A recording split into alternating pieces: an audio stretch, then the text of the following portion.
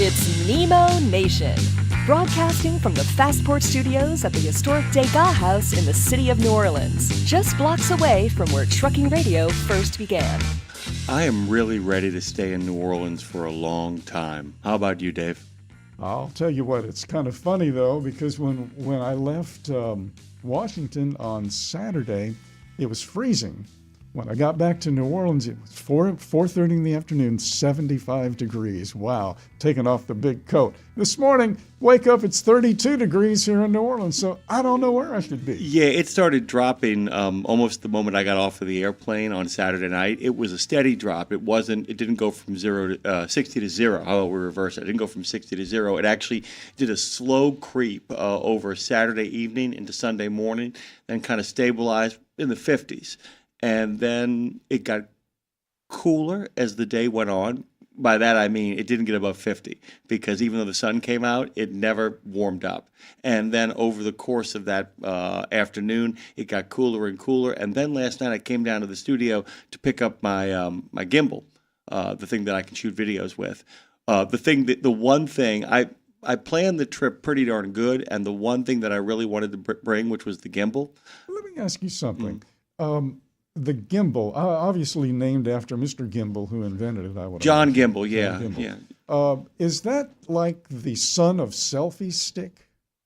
Yeah, it's the son. It's so much more than that, though. They're different versions of it, but it has a program in it, Dave. It has a program that allows you to do stuff like tap on the screen and it follows your face. Oh, wow! There's a lot more involved in it. It's got electronics in it that Bluetooth to the phone? Bluetooth to the phone. Oh, my God, have mercy. So the phone is clamped into the gimbal. Correct. And they are Bluetoothing together. Correct. Yikes. It does everything. And basically it allows you, and here's the thing I always tell people, I've kind of unpacked this theory over the course of the last couple of years.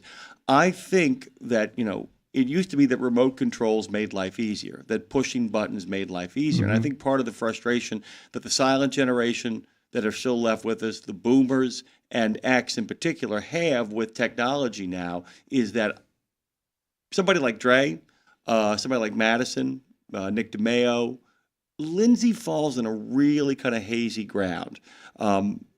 I think a lot of these people grew up with technology being something that you had to upload, figure out, do the tutorial, go through all the rigmarole. You have to know a little bit. Well, you have to know a little bit, but you also have to go through a lot of moving pieces to kind of put the technology together in a way that kind of really suits you. You customize it, do all the stuff you want to do with it. For us, technology meant, I don't have to get off the couch anymore. Technology meant pointing one box at another box and pushing one button and everything you want happening. That's not what technology means anymore. And I think part of the frustration a lot of folks have until they learn a little bit, it's almost like you have to go back to the future. You have to go back to mindfulness. Because if you take your time with a gimbal, with an app, with a video game, with a console, and really do a couple of days of figuring the thing out. But, the old joke of, standing up in front of your television set and screaming at it is not going to make it do anything.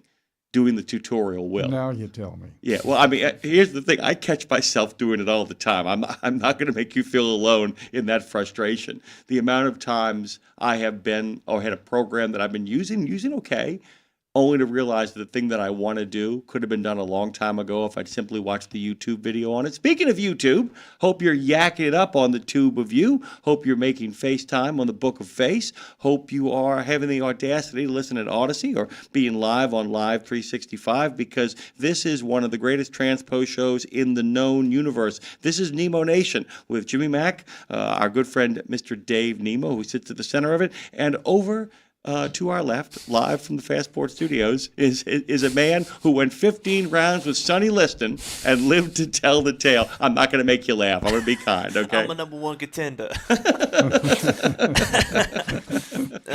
hurts to laugh. Hi, guys. How you feeling, man? I'm here, man. I'm a little sore. I'm happy to be here. That's how I really feel. Yeah. I'm going to leave it at that. And that's my TED Talk. What's the great line other than that, Mrs. Lincoln? How was the play? Yeah. I'll tell you one thing. Overall, through this whole process and all that I went through, I am very thankful for the people, coworkers, friends, family that I have in my life. God, it's something like this. It's just like, and it wasn't a big thing, but it just, even when people don't really understand, they still wanted to check in. And I'm very thankful. I love the people I have in my life. That's very kind, and the people who love you back. This is something interesting too. When I called Lindsay to let her know what happened, the reason you didn't get a more panicked phone call was the first thing on the voice message I left was, "Before I begin this, he's alive, going to survive, and has all of his limbs." Dre was in a terrible motorcycle accident. I made a point of anybody I called to tell them, before I begin, he's alive and will ultimately thrive. Because that's the thing. I mean, Dave, imagine if I make that phone call to you and I say, Dre's been in a terrible motorcycle accident. You don't hear what I say next. Yeah. Right.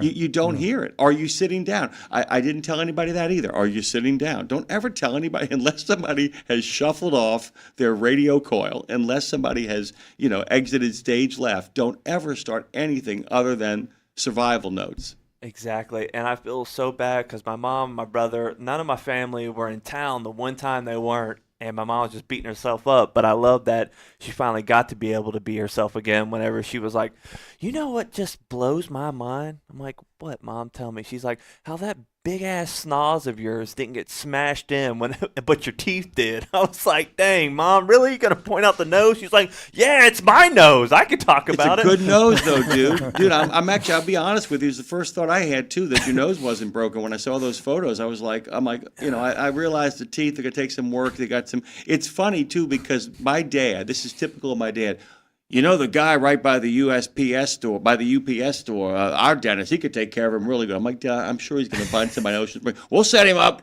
I appreciate it. I found a good one because my old buddy that used to live in Ocean Springs moved up north when he married. And I went to where he was, and I was like, I'll give him a try. But you know what I loved about them? They're like, hey, we are going to do whatever we can to get your confidence and your smile back. And I'm like, as soon as I heard that, and they were like, and we'll be able to work with whatever financial plan insurance you got, we're here to help.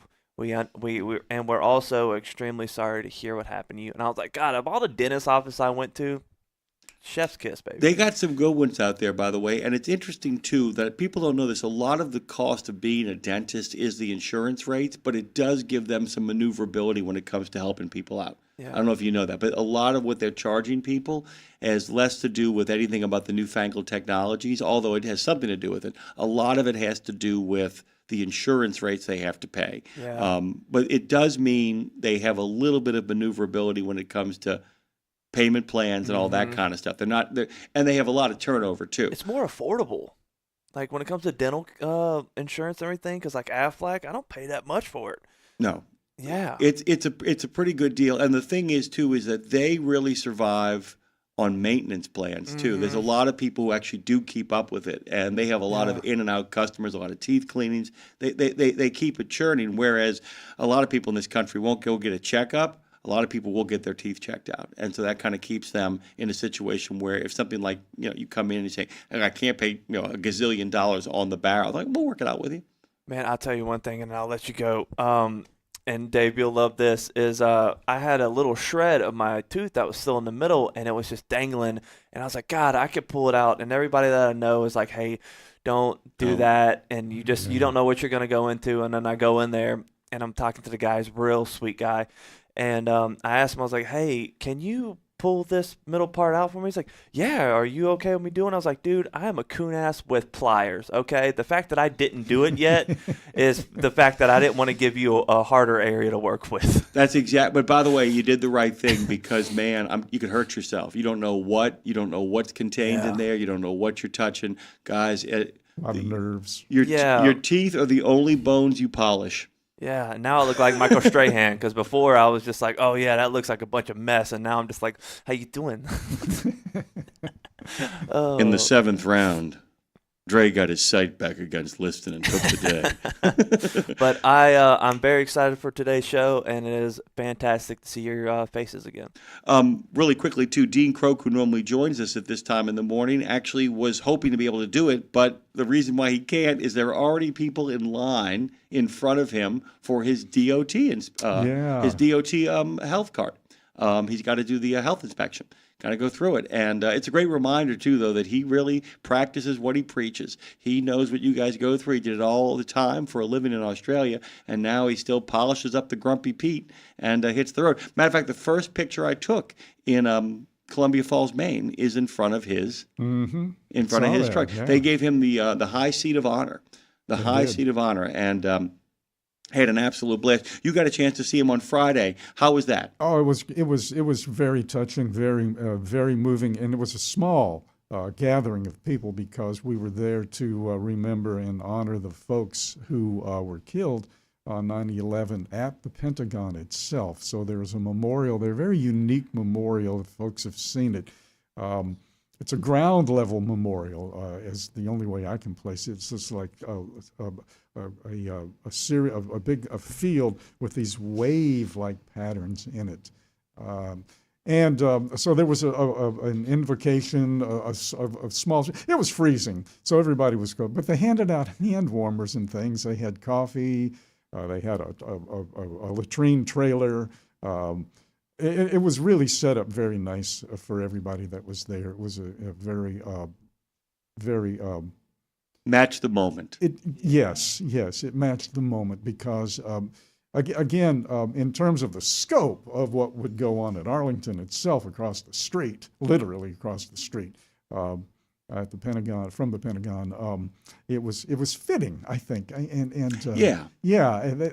I think when something is fitting for the occasion, then it's perfect. It's funny, we both just used tailoring comments. You said fitting, I said match the moment. So we're in the same metaphoric landscape. Speaking of matching the moment, Gina Harrison is over in the chat. I bring her up, guys, along with good morning to you, Joe J. and Steve. Marshall, big shout out to you for dropping that 20 spot on us. Good morning to you, Chowder, as always. I'll get to everybody here in a second. But I bring up Gina Harrison because she, of course, and I have it in the car, Dave. Gina and Dave sent us a beautiful Christmas card. If you guys want to send us Christmas cards in the brief time that we have left, we will put them up on our wall. They go to 2306 Esplanade Avenue, New Orleans, Louisiana, 70119. But I bring up Gina because so much of what you experienced on Friday, what I experienced on Thursday and Wednesday, the joy that we had over at the Army-Navy Media Row was all the direct result of our friends at Fastport, who bend over backwards and I think have one of the best events of the year. That event, the Vet Ready Summit, and all of the accoutrement that go along with it, the transition trucking, driving for excellence, which you had the ability to be there for. What an exciting moment that was. Yeah. Charles is going to be here today. Be on the show. In the midst of this big giant lineup, Charles Jones, the winner of the transition trucking driving for excellence, is going to be joining us in a little bit. We got a whole bunch of guests in front of him and a couple behind him, including some old friends like Meredith Ochs. We're all going to be dropping in and saying hello this morning. Alex Leslie's going to start us off. The Turtle will be here before then, the great Terrapin herself, who'd never been to Baltimore. Every trip we go on with our good friend Tara Garris is one more place that she's never been and one more thing that she's never done. That brings me a lot of joy as well, too. You were in for a short time, but you got a chance to experience some stuff. Well, I just wanted to mention something about Baltimore because in earlier years, Southwest did not fly into Washington, D.C. itself. It goes into Reagan National now, but you used to get dropped off at Baltimore, and then you ran down 95, an easy drive. But I've never taken the train. How was the train? It's fantastic. And that's the other thing. How long did it take? Oh, 20 minutes. Ah, wow, yeah. 20 minutes. Yeah. And there's two stops in Baltimore. The first one is, let's just say that you were going to the airport. There's an airport stop, so you can actually catch the train. That's what I've done before.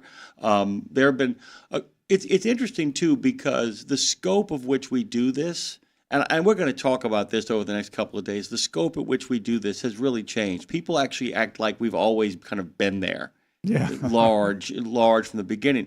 The way this began was you and Claire took the weekend show. I went to Washington, D.C., rode on the convoy. I dropped in over the course of the week to give you guys kind of drop-ins. And then the day at Arlington, I would simply check in.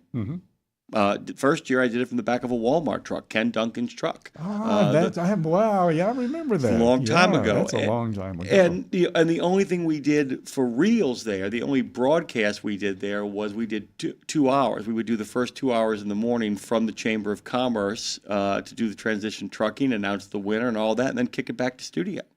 This has expanded. This has gotten bigger and bigger through our partnership with Fastport. That has been kind of the key to it all. It was a great week. We got an Army-Navy football game. Football. We're going to make a gift of that to our friend Brad Bentley. In the back, I got an Army-Navy football helmet. Got a chance to meet former University of Washington coach Rick Neuheisel for the second time. Could not believe he remembered me. Wow, I taught his students when I was at the University of Washington getting my doctorate. So we had a number of his students in my class. They were not problematic. There was no problem. It's just that in the old days, the way it used to work was that they would have people come down and talk to you, and I got a chance to talk to him, just checking in, how the guy's doing. Yeah. They got to start, you know what I'm saying? You got to make sure. And by the way, it was never a feeling of like, how they doing? They're doing great, aren't they? Here's a little something for it. God, I wish that had been the case, man. That'd have been fantastic, Greg. That's so funny because back in the day when I got into the radio business, there was something called payola that was going on, and nobody ever offered me a nickel of payola. No, dude, I wouldn't have taken it. But I know, dude. But the problem, they can see you coming from a mile away. I mean, you're the same guy. Let me put it this way. I'm gonna put Dave in perspective for you. There were legal ways for you to make money off the St. Christopher Fund. I'm not being a jerk here. Oh, no, you mentioned that the other day. I never thought of that. Oh, my God. That's exactly it. They look at it. The people who give people payola know who they're targeted. They don't just show up and offer people money, dude. They get a real sense of people before they walk in and be like, you look like the kind of guy could use a little something, something. Oh, you know what I'm saying? Okay. So you don't strike people that way, which is a good thing, by the way. That's a good thing. So I'm poor, but I don't look poor enough. well, you don't look shady enough. Yeah, it's just like when people look at Dave Nemo, they don't go, "Oh, there's a grifter." See, people look at me and they're like, "There's an Irish hustler. Maybe we can give him a little flat-foot some money." But people also know that there's like, I'd be like, "No, but you got to talk to my lawyers first." And people who do payola stuff never want to talk to people's lawyers. We do want to talk to you. You can give us a call at 615-292-6366. 615-292-NEMO. We're having a little bit of a problem with receiving calls. I can call out, but I'm trying to see what's going on in the back end, so bear with me if you can't get in right now. Okay. We'll take a quick break here. We got a pledge, a national anthem, Embracing Cup of Java from our good friend Pastor John, and then we will pick this back up and see where the world will take us. We had some sad news today over from Hollywood. We'll get into that when we come back on the other side of this. Yeah. All right. Take a deep breath with me, Dave.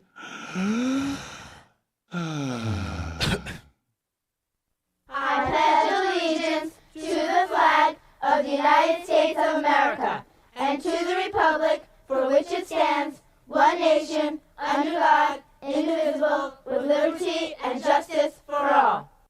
Oh, say, can you see by the dawn's early light what so proudly we hailed at the twilight's last gleaming, whose broad stripes and bright stars through the perilous fight o'er the ramparts we watched were so gallantly streaming, and the rockets rattling, the bombs bursting in air, gave proof through the night that our flag was still there.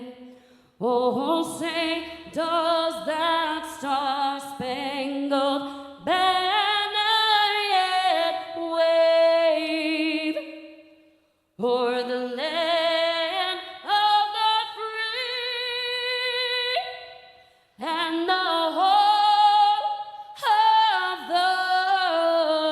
the brave?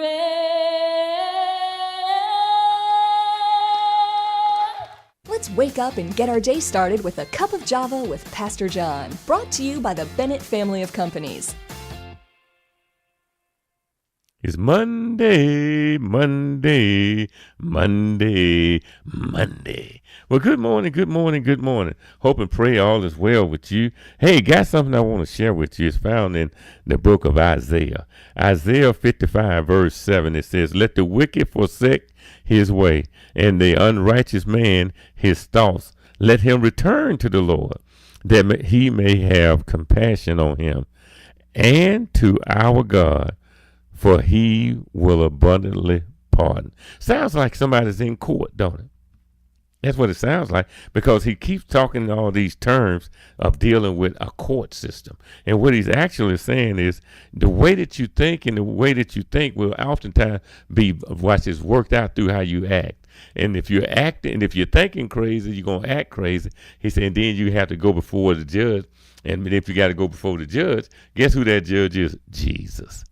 And so Jesus is saying to you, and he's saying to me, we need to make sure that our thinking is right, so that if our thinking is right, our living will be right. So enjoy your Monday. Java with Pastor John is brought to you by the Bennett family of companies, offering top competitive pay, industry-leading fuel discounts, and many more incentives. Visit drive4bme.com.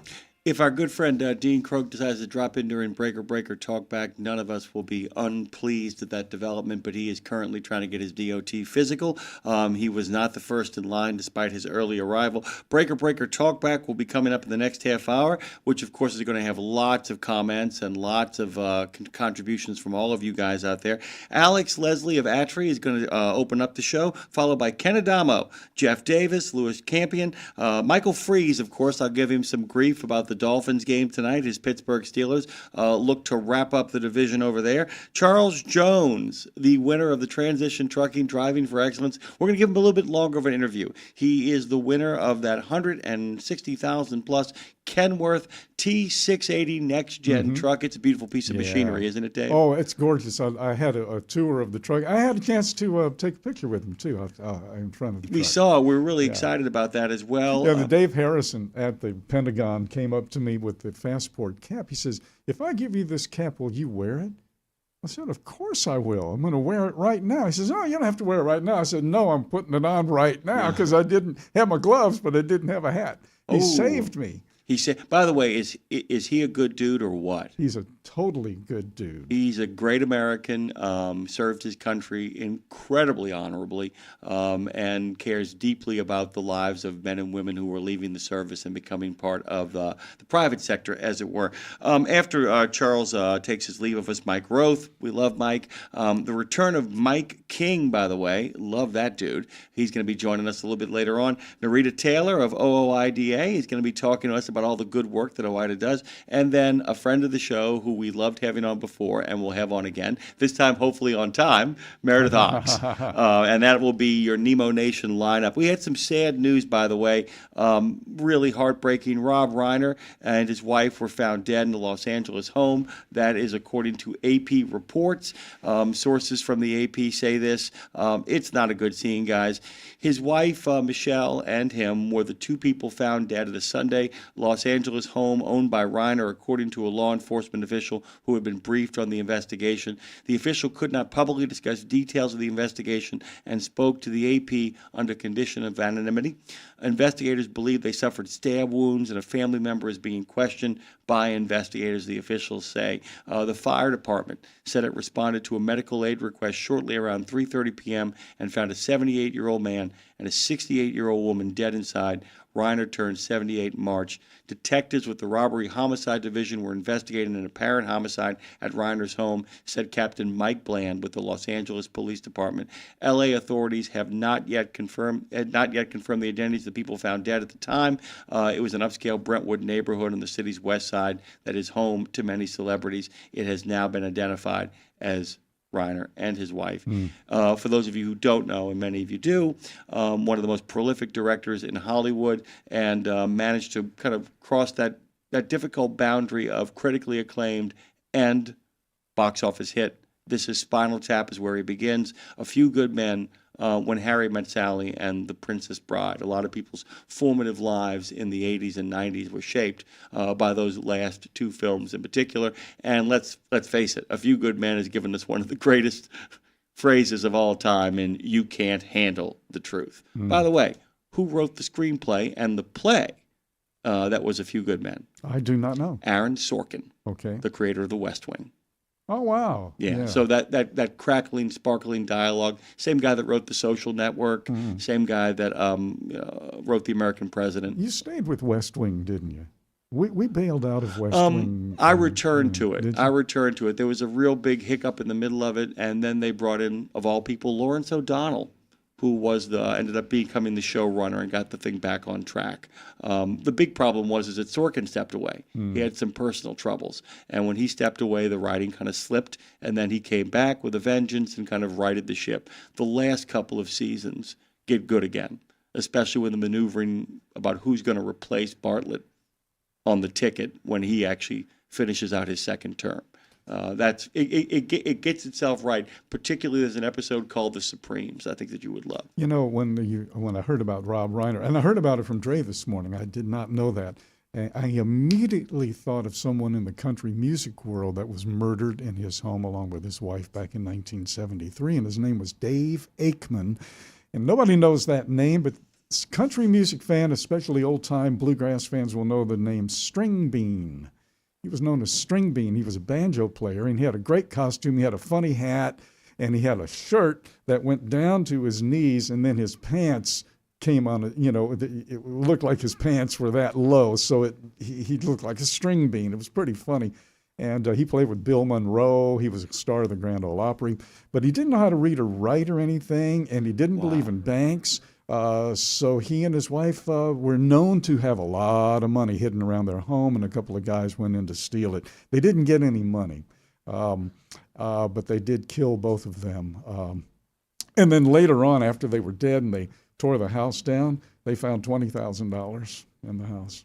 There was a famous story in New Orleans about two very crooked cops, Sal Marchese out of Central Casting and Pershing Gervais out of Central Casting before they became investigators for Jim Garrison's DA office. The famous thing was the bookie who was ripped off to the tune of $5,000. They returned the $5,000.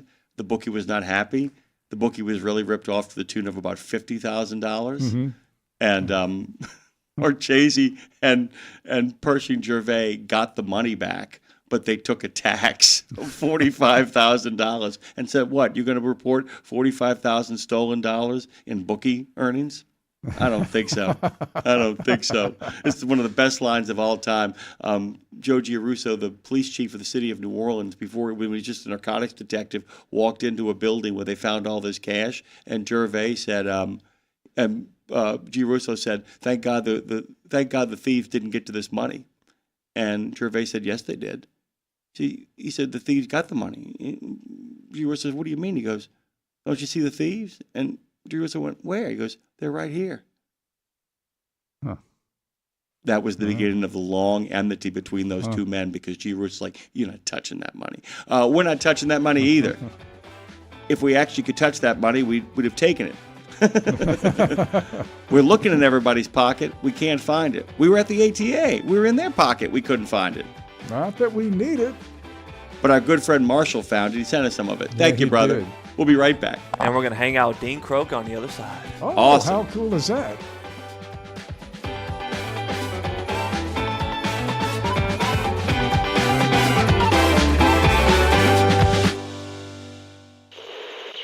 There was an era when truckers were out there, alone. Long rides, dark nights, miles from home. As part of the Road Gang, though, Dave Nemo helped change all of that. As a voice in the darkness, Dave kept drivers going with music, jokes, and of course, friendship. And if you miss those days, Radio Nemo's got something for you. Nemo's Night Beat puts the gang back together with an hour of trucking tunes and road songs, classic comedy, and those fun factoids that you came to expect. Nemo's Night Beat is Dave at his very best every Monday night at 7 in the Center on iHeart, Odyssey, I can hear you, 365, as well as Tuesday night at 9 on Voice Across America Radio. So head on over to RadioNemo.com and join the gang on the beat. Nemo's Night Beat. In a video game, if you get enough experience, you level up. And when you level up, you gain more skill. And with enough skill, you beat the boss and win the game. Sounds a lot like trucking, doesn't it? Except in trucking, you don't beat the boss, you become the boss. And if you want to be the boss, you gotta meet the boss. And that boss? Carrier's Edge boss, Jane Jezraoui. Want your drivers to level up? Carrier's Edge has the training, comprehensive safety, compliance, and best practices on one website. It's a simple subscription with no contract and no commitment. Learn more. Try it out. Level up. CarriersEdge.com. Hey, come on! We're starting the game! All right, I'm coming. Wait for me. CarriersEdge.com. You know Castrol for passenger car oil and racing, but did you know that they're in the heavy-duty over-the-road market? Well, Castrol CRB Multi 15W40 and Vecton Long Drain 10W30 are now available at TA Truck Service Centers nationwide. This is the partnership in preventive maintenance. TA Truck Service and Castrol, offering you premium products and performance at great price points every day. Castrol, performance for the long haul, guaranteed. Live from the I-10 corridor from the Fastport Studios in the city of New Orleans, it's Nemo Nation. The physical is all said and done. He got his physical done. Dean Croak, our good friend, is here. That guy. Good morning to you, man. How long was the wait? He just sent his X-rays over. Looking good, Dean. The wait was worth it, but man, it's stressful. It's such a stressful ordeal getting a DOT physical done. It's because there's two numbers, right? There's two numbers I live by, and they're your systolic and diastolic numbers. And every trucker knows that it's like 140 over 90, and I struggle to get there every single year because that's your 1 year card cutoff. Like anything over that, you're in that sort of in that territory. But I made it. I made 140 over 90 because our family has a history of heart disease, and even though I'm in really good health, blood pressure is something that our family deals with. And I know a lot of truckers deal with this. This is not like I'm not the only one that deals with this, but I'm in really good health otherwise. But our family has a history of it, and but I made it. So I've got another 1 year DOT card. But, man, it is such a stressful thing to go through. I don't know, every year I go through it, but I walk out of there relieved. But I know other truckers, this is a really stressful event. I remember when we did predictive modelling for some of the large truckload carriers, and we predicted when drivers had quit and have accidents, and the time until a DOT physical occurred had a strong impact on drivers' psychology and when they would quit and when they would have accidents. It actually had a huge impact on their psychology. I can imagine, by the way, because I happens to me all the time, is that my doctor deliberately takes my blood pressure twice over the course of the checkup. When I first get in, when I first get in there, he takes it, and then we go to the end of the thing, and he takes it again, and he goes, "Yep, it came down." I mean, it's just... Well, that's what happened to me today. Yeah. You know, it's funny because I just did a yearly physical, and I was totally relaxed, at ease. She talked to me for a while before she did the thing. They used to, you sit down and put the cuff on, and, you just sat down walking down the hall, so it's going to be high. So they kind of eased off on that. And my blood pressure was always a good 10, 15, 20 points higher on the systolic than it normally would be at home. I guess it's just being there, even if you don't think you're stressed, I guess you are. That's why I take a couple of Valium before I go. It tends to really work really well.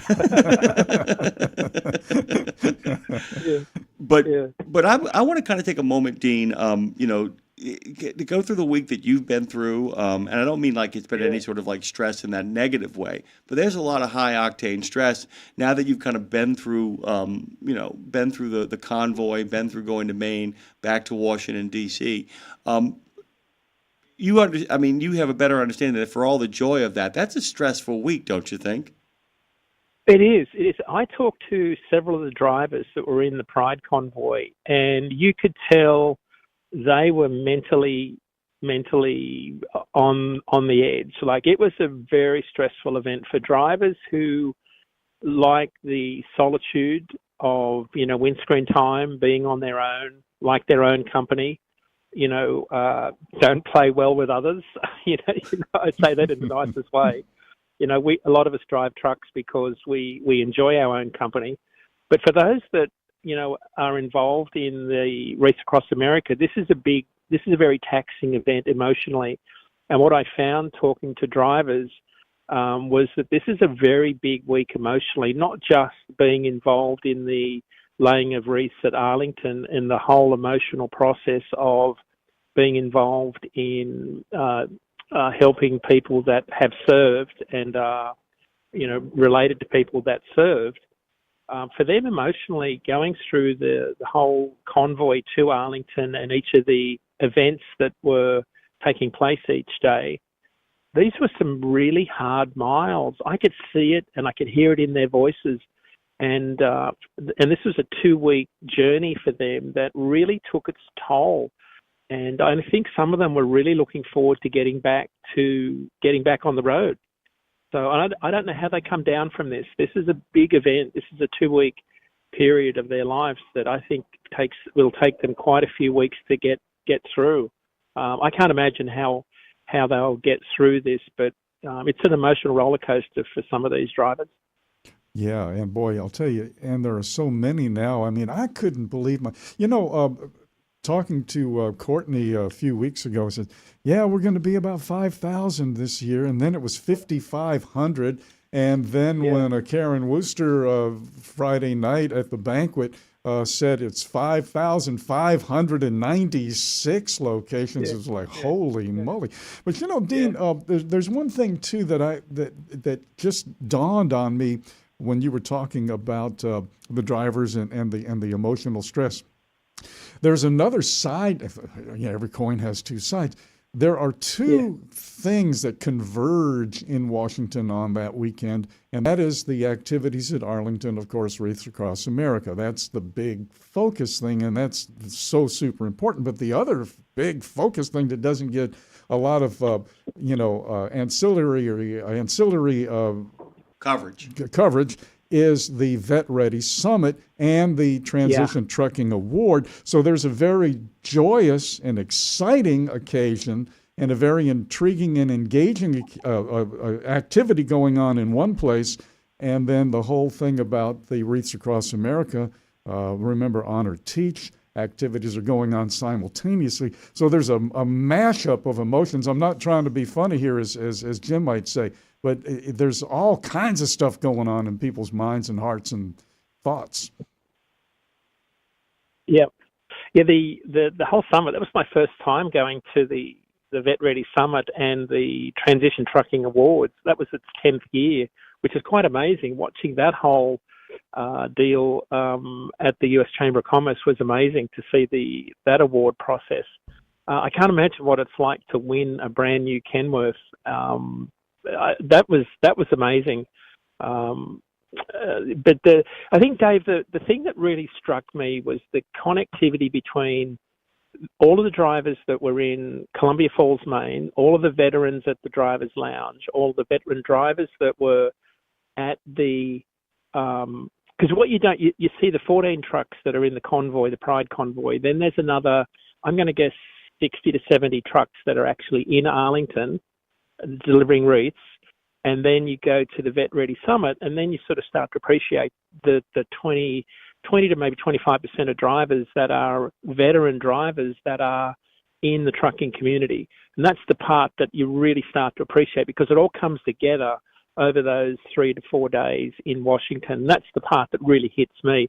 That's what hit me last year, and that's why I encourage DAT to get far more involved this year, and we'll get even more involved next year, because I think it's a real focal point for me is how important the veteran community is in the trucking community. The other thing that I want to point out to people who have never done this before but are thinking about doing this, particularly those who are veterans of both the road and of military service, is it in regards to a big public spectacle or display, it is not.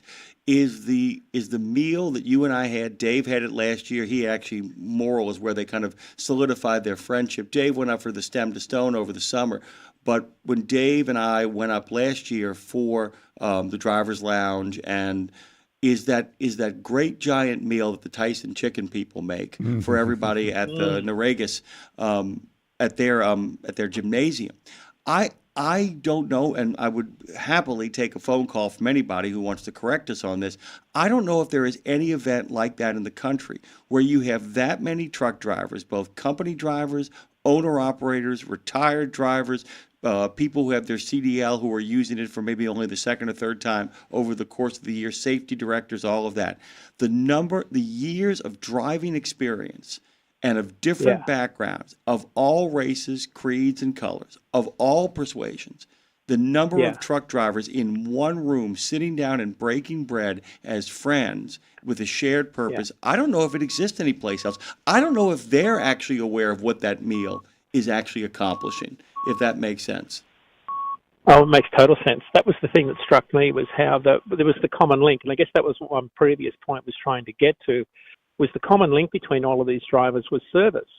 It wasn't just, serving the community through trucking. It was the military service aspect, because it didn't matter who you spoke to. It was about service, whether it was the National Guard or whether it was serving, boots on the ground, or whether it was, talking to people like Sarah Lee, with Waypoint Vets, or Greg Ham, at Werner, and talking about all the work they do.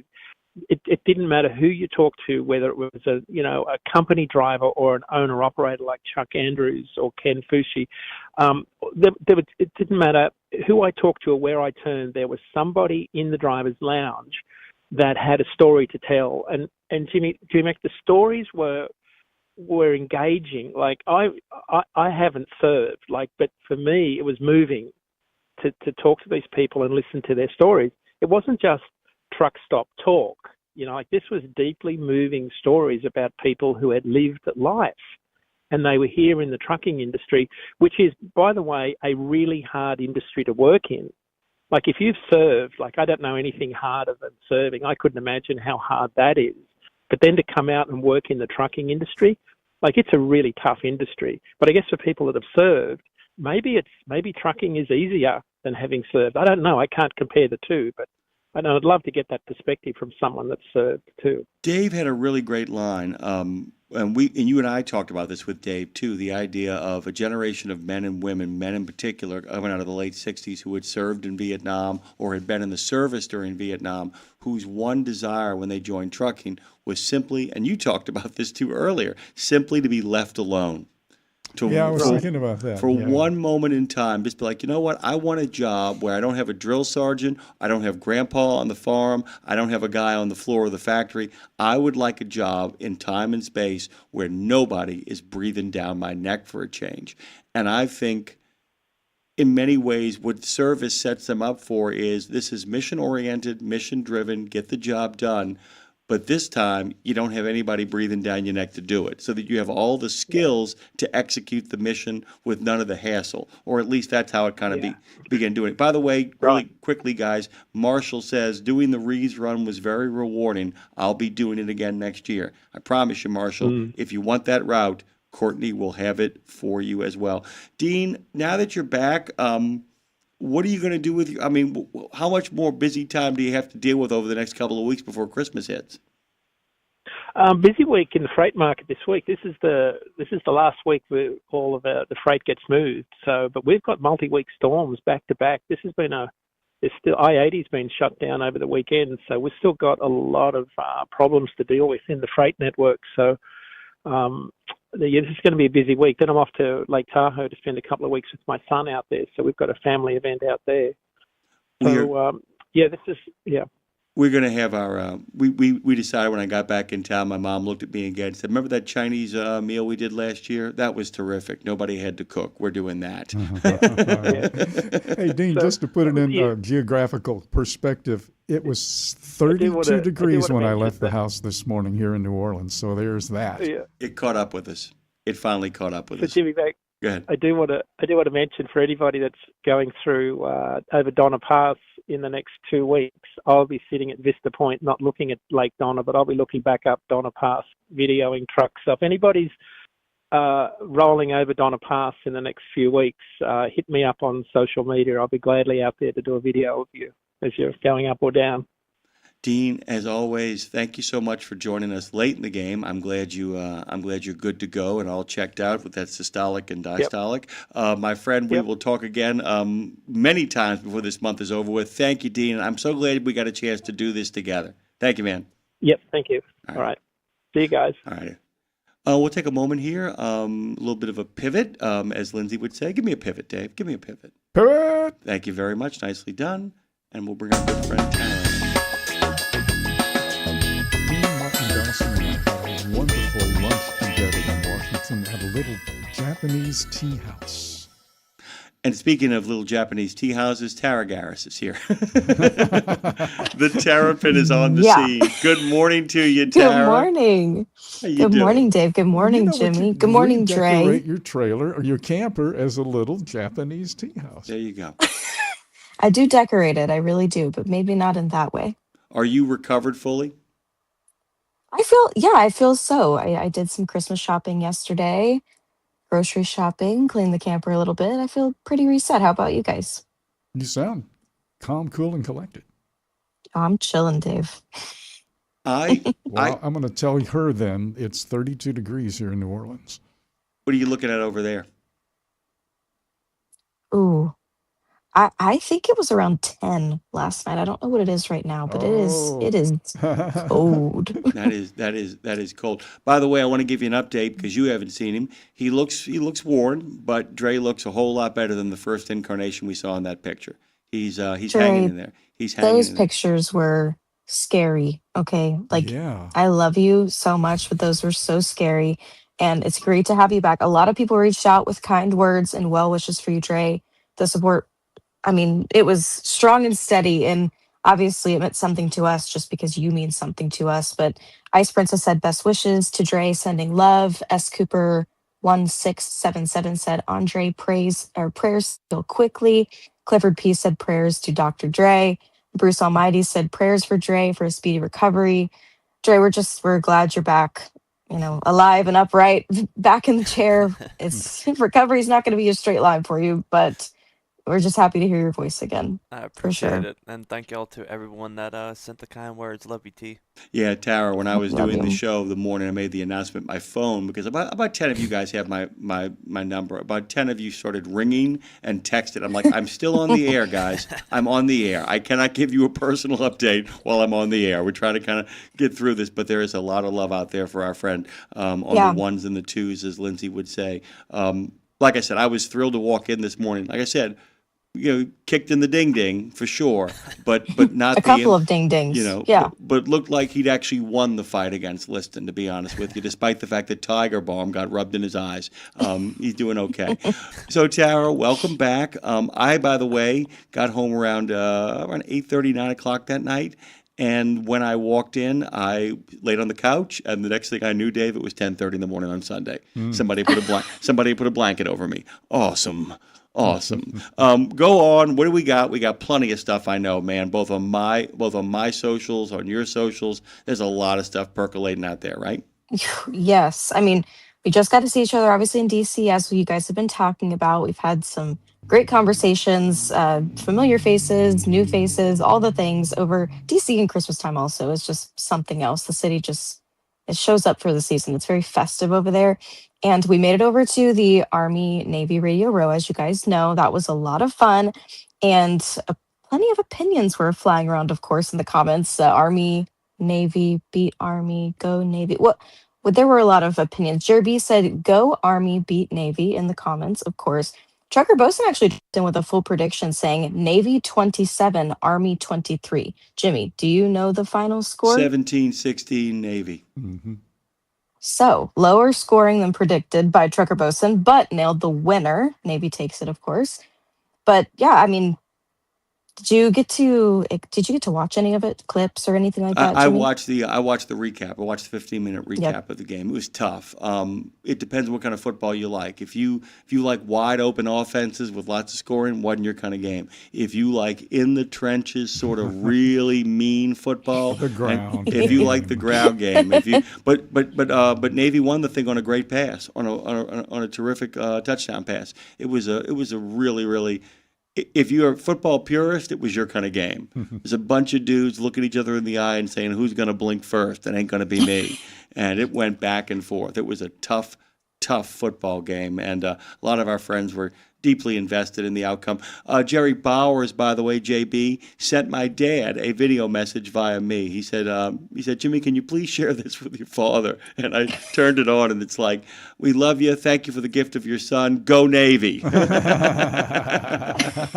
love that. A lot of people kind of jumped into the conversation that way. It was a lot of fun. We're still having some problems with the phone. Sorry about that, Clifford. We're working on it, see what we can kind of get going on over here. We'll see what we can do. All right. Well, like I said, it was a great week for you as well. You got a chance to see things you hadn't seen before. What was your first train ride like? I loved it. The seats are way more comfortable than a plane, so I really enjoyed it. You guys were saying it was kind of like Harry Potter. I've never seen that, so I was just experiencing it from just nothing in my brain about it really, other than Wizards of Waverly Place. That's kind of like the subway in New York City type of vibe, and so that was the only vibe I was catching. But it was really fun. I enjoyed it. Yeah, it's a hop, skip, and a jump. It was about 20 minutes. It's about a 20-minute train ride. Not even. I think probably around that. Yeah, it's always funny because that goes back to the whole thing. A lot of the drivers know this as well. All that stuff exists, by the way, for the benefit of truckers. I don't know if people know that. A lot of that stuff, the only reason they're able to finally get the money to make that happen a lot of times from the federal government, because they're people who are utterly opposed to trains in this country. I'm not sure why, but they are. The more people that ride that and you look at the people on those trains, and you realize all of those people are not on the highway. Mm-hmm. And that's a good thing. That's a really good thing, because basically you're turning what should be a 45-minute car ride into essentially a 15 to 20-minute train ride. And utterly worth it. And that train station is beautiful, Dave. It is. It was very pretty. I'd been on a subway before in a traditional. I had been on a traditional train and a subway, but never like an Amtrak like train station like that. The station was gorgeous. Yeah, and it's really funny explaining why the stations are called Union and Penn, why all these stations around the country are called. Why do you have a Pennsylvania station in Baltimore? Well, because that's where the Pennsylvania Railroad came in. Mm-hmm. Why do you have a Union? That's where Union Pacific came in. All of those names are not like generic names. Those are named after the great companies of the Civil War that built those things, that put those things together. And the Reeves. In other words, those are not government buildings. Those are not government buildings. No, there are a lot of government buildings in this country that didn't start off as government buildings. Take a government building in Washington, and they're really great buildings. But the Chamber of Commerce building with the gold water fountains in the hallways. That is not a government building. Yeah. That is not a government building. That is not a government building. No expense was spared. Yeah, I mean, it really does have a Jurassic Park feel to it. Yeah, it really is. There's something magical about the nation's capital, about the city of New York, Chicago. Los Angeles doesn't have that Christmas magic. It just doesn't. But any place it's hard when the weather doesn't match the season, Yeah. I mean, because like I said, I tell you, Seattle, for all of its, for all of the serious Soviet of Seattle mentality, even Seattle, which is so cold, really does feel Christmassy at Christmas time, albeit a bit, albeit a bit more on the Asian Pacific side. By the way, Chef Marty says prayers for our best buddy, Phone Master Dre, and a good day. Thank you, Chef Marty. Good to hear from you. Marshall, great to see him. Oh, it was good to see him as well. Stormy and Barry. Stormy and Barry, the trifecta. As a matter of fact, I don't know if you saw this, but we posted the pictures of Lindsay and I at Radio Row, and the chef and his wife and their child posted a picture of them all wearing Navy sweatshirts. Yes, that was awesome. Go on, Tara. What else you got? Whew, we have so many things. Okay, let's just roll. 3.5 dropped in to say, good morning, gang. Find the right gear to pull you through the week. Always dropping in with some motivation in the comments. Thank you so much, 3.5. Chris Gonzalez said, you guys have that radio voice, diverse knowledge on just about anything, and a true spirit. # Team Road Gang. Nice. It's interesting too. I didn't think about that, Dave. You, Lindsay, and I, is on the air, and this counts for Dre too. Spends a lot of time on the air with us. We really do have very distinctive, different genres, I guess, of radio voices. The three of us. I guess we do. Yeah. It's really funny because the other morning for Lindsay, I did I did a Dan Ronan sort of news of the moment voice. It's like, we should do that voice all the time. I said, you would get really sick of that voice all the time. It works better when it's news of the moment. I'm sitting here with Dave, Nemo, and I are sitting here talking and blah, blah, blah. It just doesn't work. That doesn't work for the format that we do. A play-by-play conversation. A play-by-play conversation. By the way, something else too. My dad's always complaining about when he watches football games about how the announcers seem to talk so much more than the days of Pat Summerall when you kind of let the image speak for it. What's cool, though, is people don't realize this. A lot of those guys know they're on the radio as well. A lot of those guys know. A lot of those guys know they're on the radio. And a lot of them, by the way, have been instructed to do that because they have a lot of people who are sight impaired are, in fact, watching the games. They can see shapes and movement. They can't see numbers. This is going to sound a little off target, but it's they do a public service in that regard. It's a very subtle public service, to your point. If they depended on the video, we wouldn't need them. They could just make some comments, but they're doing the play-by-play for audio only, and again, for people who don't see. Yeah, a lot of people don't realize that. When you're complaining about why do they have to describe everything, I can see it, some people can't. And some people can't because they actually can't, and others can't because they're in a car or in a truck. That's why a lot of that goes on. Once you kind of know that, it makes it a little, it doesn't make some of them less annoying, but it makes it a little bit more understandable, which probably brings your blood temperature down and you can pass your DOT physical.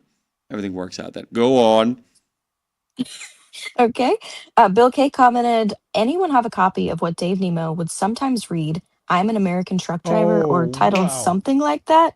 Someone commented back and said it's on YouTube. Just search for Dave Nemo, I am the American trucker. But Dave, I've heard it before, but people may have forgotten, or just walk us through, how did that come to be and why did it stick around with people so much? Okay, Andre and I were just talking about this the other day. I mean, literally last Monday. I want to re-record that with different music because of copyright constraints. Also because the version we have now somehow got digitally damaged, and my voice is way in the background, so we're going to redo that. That was given to me by Carl Fry back in 1988. We went to a truck show in Dallas, Texas at the Apparel Mart right off I-35. Easiest location you could ever imagine. You got off 35, the exit took you right into the parking lot, literally. And when you wanted to leave, you could get off and get right onto 35, right off the parking lot. It was unbelievable. Well, they only had it there 1 year because the parking lot was not designed for, tractor trailers, so they put it in the convention center. Okay, Carl Fry comes up. He hauled salt. He hauled bulk salt up and down I-35. The big salt blocks that you put out in the fields for cows, salt licks. You know that. Yeah. He said, hey, are you going to be here for a while? I said, yeah, at the booth at the truck show. He says, I got something on my truck. I'm going to go get it. So about 3 hours later, he comes back in with this old yellowed piece of paper with black electrical tape all the way around it. It was about 10 inches wide and maybe 15 inches long. It was big. He had it taped to the cab, to his ceiling liner in the truck. His wife called me. So he gives it to me, and I said, hey, I'm going to record this. And I put it in the library with all of the other stuff, and it got left there. February of '89, his wife calls and says he was killed. That night, it was before the show, and the phone's ringing. I never answer the phone before the show. For some reason, I answered the phone, and it was his wife, and he died. And I went into and I felt so bad because I never recorded that thing. I grabbed it. I grabbed C.W. McCall's Convoy. On the other side of it was America the Beautiful by Mannheim Steamroller. And I recorded it, did it, boom, it was done, we played it. And then that music was re-recorded by someone without copyright problems, and then we had a technical difficulty. I'm going to do that over again. So that's the story. Wow. And that is all the time we have for Breaker Back Talk. Tara, we've got so much more to talk about. We'll talk about it at the end of the week. We'll catch up on what happened at the Army-Navy Media Row. Got a chance to talk to Miss America, whose father was actually in the service and is a disabled vet. Lots of great conversations to kind of dig into there. We're going to take a quick break here. Come back on the other side as Nemo Nation begins to hurtle its way through time and space. Thank you, T. Thanks, guys. Guys, hope you're having a great day. Go to truckdown.com, get out of the ditch and back on the road. They've been doing it since 97, 50 states, 8 provinces, with more to come. Truckdown.com.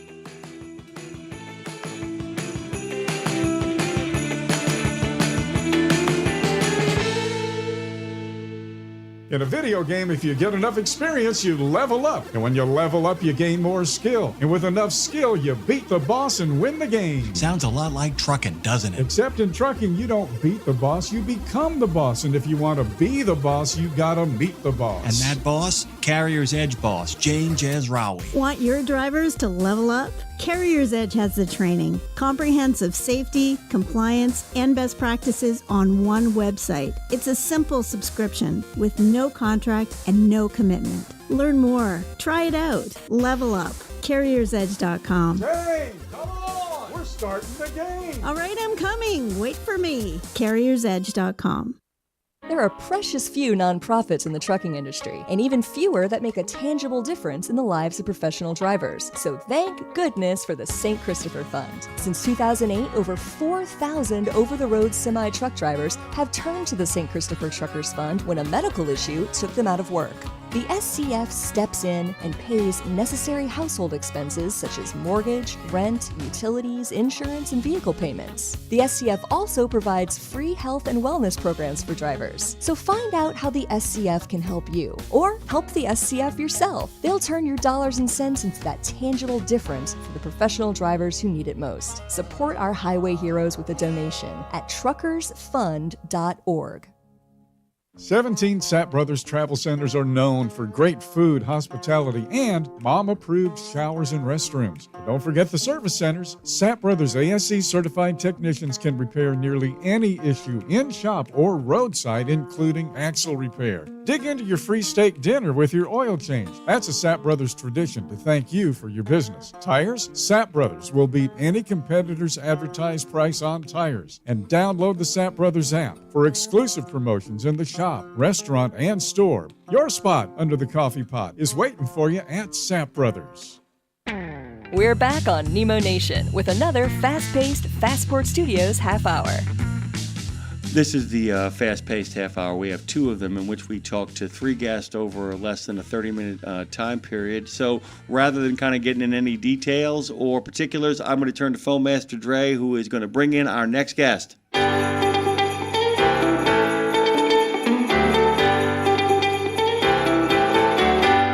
And our next guest is the Senior Research Associate with ATRI, the American Transportation Research Institute, www.atri.org, Dr. Alex Leslie. Alex is the primary author of the annual analysis of the operational costs of trucking. Man, that's a lot of paperwork. And he's led reports on driver-facing cameras, predatory towing, driver detention, and the cost of congestion, all of that stuff. But now, man, the big kahuna, he's working on ATRI research on nuclear verdicts in the trucking industry. I don't know how you got time to talk to us, Alex. Good morning. Good morning. I don't either, to be frank. You know, I was reading through the list of stuff that you've covered, and I thought driver-facing cameras, you know, that sounds like ancient history now. Isn't that weird? It really is wild. You know, we did that report a couple of years ago, and at the time it was it's still, depending on who you talk to, can be a very hot button issue, but industry attitudes have changed so much in just the last couple of years. Yeah. And we've had so many other things pressing down on us. Again, it's just got kind of thrown into the background. I guess folks still have problems with it, but not very much. But that's not what we're here to talk about now. And I wasn't kidding when I said, man, I don't know, how do you even start with, and you know, you can kind of know where to start with some of these things, you know, these topics, if you will. But how do you even start on nuclear verdicts? Who do you talk to first, and how does that spider web just spread out? Yeah. Well, you know, litigation is such a complex and nuanced topic. You got to start first by going to some of your experts who are, you know, your friends, some folks who defend truckers and trucking companies and help get a little bit of the lay of the land from them. And then, as we always do here at ATRI, it's, how and where can we get that data? So start looking around, sending out our feelers, a little bit of public data, a little bit of private data, and, assemble together as much as we can. Let me ask you something, because you guys mentioned the forward-facing cameras as part of the conversation that you are always knee-deep in. There's a connective tissue between these two things. One of the reasons why we've seen more acceptance of the forward-facing camera is that it's one of the indemnifiers against nuclear verdicts. It's a good way of not letting it turn into a he said, she said, right? Yeah, absolutely. And that goes for both forward-facing and, driver-facing or in-cab, cameras as well. They both really can help clear the air on some of that he said, she said, because, one of the findings that we found in that nuclear verdicts report is that often in those he said, she said battles, the trucker loses, right? The jury is sympathetic for the person who's been injured, for the plaintiff. And even if the plaintiff themselves, even if there's evidence that the plaintiff themselves was actually negligent in the crash, they still often, as a jury, find against the trucking company and against the truck drivers. So any piece of cold, hard evidence that you can scavenge up is so vital, because in that he said, she said battle, often, again, we don't win. Perception becomes reality very quickly, doesn't it? In other words, he's a guy with a big truck, and she's a little old lady in a little sedan, and hey, come on, there's no contest here. Who cares that she changed 4 lanes without putting her blinker on and came right in front of the truck at 85 miles an hour? Doesn't make any difference. Right. That's the reality of it. Alex, let me just kind of ask you this in regards to, are we seeing any movement? Because we know the cost is terrible. Has there been any, are you seeing any kind of pushback in your research? The idea that is it this stabilizing, or is it actually getting worse from what you've seen in the numbers?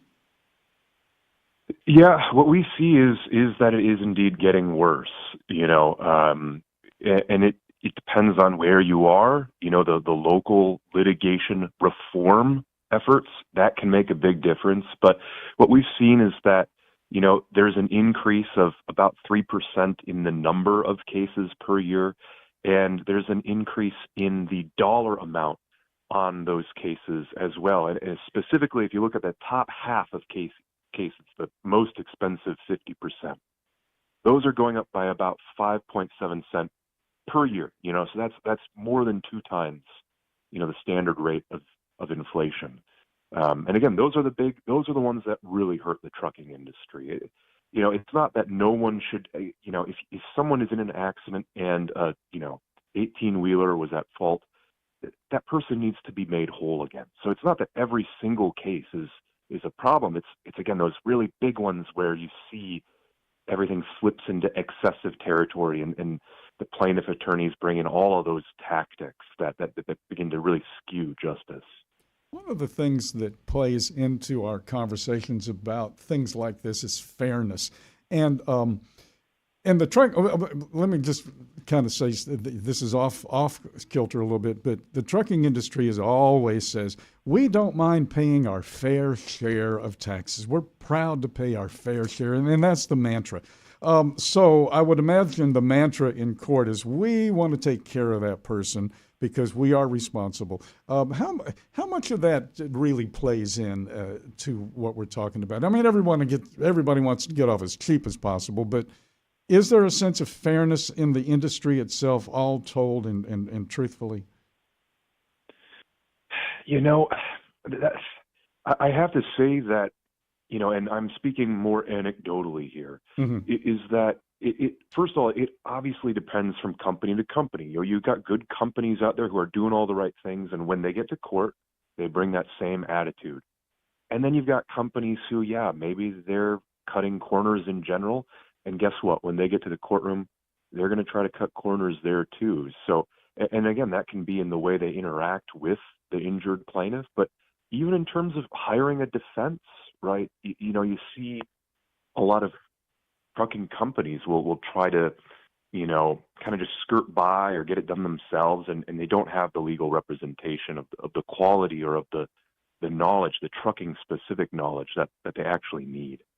We got about 30 seconds here, Alex. I wanted to ask you really quickly, what if I was going to ask you as a truck driver or the owner of a truck company, what is the actionable information in here? What is crucial if I'm a person who wants to kind of make sure I avoid this kind of situation or understand what I'm getting into if I get into it? What is actionable? Where should people focus? Yeah, a lot is in the documentation side. So, don't keep track of every little thing that's ever happened. Every time a driver's picked his nose, don't keep that marked down as a problem, right? Address an issue, then clear it off, and make sure you have policies that are documented clearly and then actually follow those policies. Because anything that a motor carrier does or a driver does that goes against their own words in court, that's where the plaintiffs are really going to run away. It's a good place to end it here. Alex Leslie ATRI joins us every Nemo Nation at the top of the show. Why don't you go to truckingresearch.org. Alex, as always, thanks for giving us your valuable time and getting the show off to the good kick in the pants it needs. Thank you, my friend. My pleasure. Take it easy.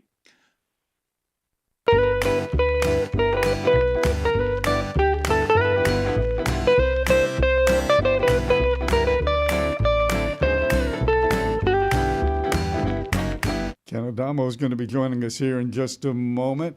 And he, of course, is the general manager and chief of analytics at DAT Freight. And Ken, you'll be happy to know that Dean just passed his physical in Boston this morning. Good morning. I never had any doubt. Good morning and welcome. Thank you. Good morning to you. I want to tell everybody that in addition to being who you are and what you do, you were also named a Pro to Know in 2025 by Supply and Demand Chain Executive. And today, one of the things we're going to talk about is the build-up to the holidays in trucking. And Ken, I saw something in Transport Topics. I'm going to kind of read this. It's very brief, and I'm going to throw it to you. The trucking industry expects a more subdued bump in freight activity this holiday shipping season amid ongoing headwinds and uncertainties. And in the article, they looked at DHL, XPO, FedEx, National Retail Federation, a couple of big fleets, and they kind of put all of that together and came up with that headline, the subdued bump. What kind of questions should we be getting answers to right now? Not from just these folks, but from, well, you. I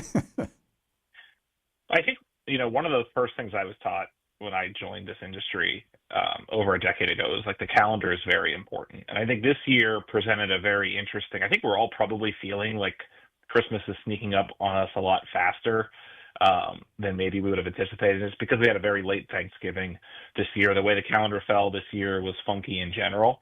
So I think like what we saw was a lot of pull forward in mid to late summer, which was atypical.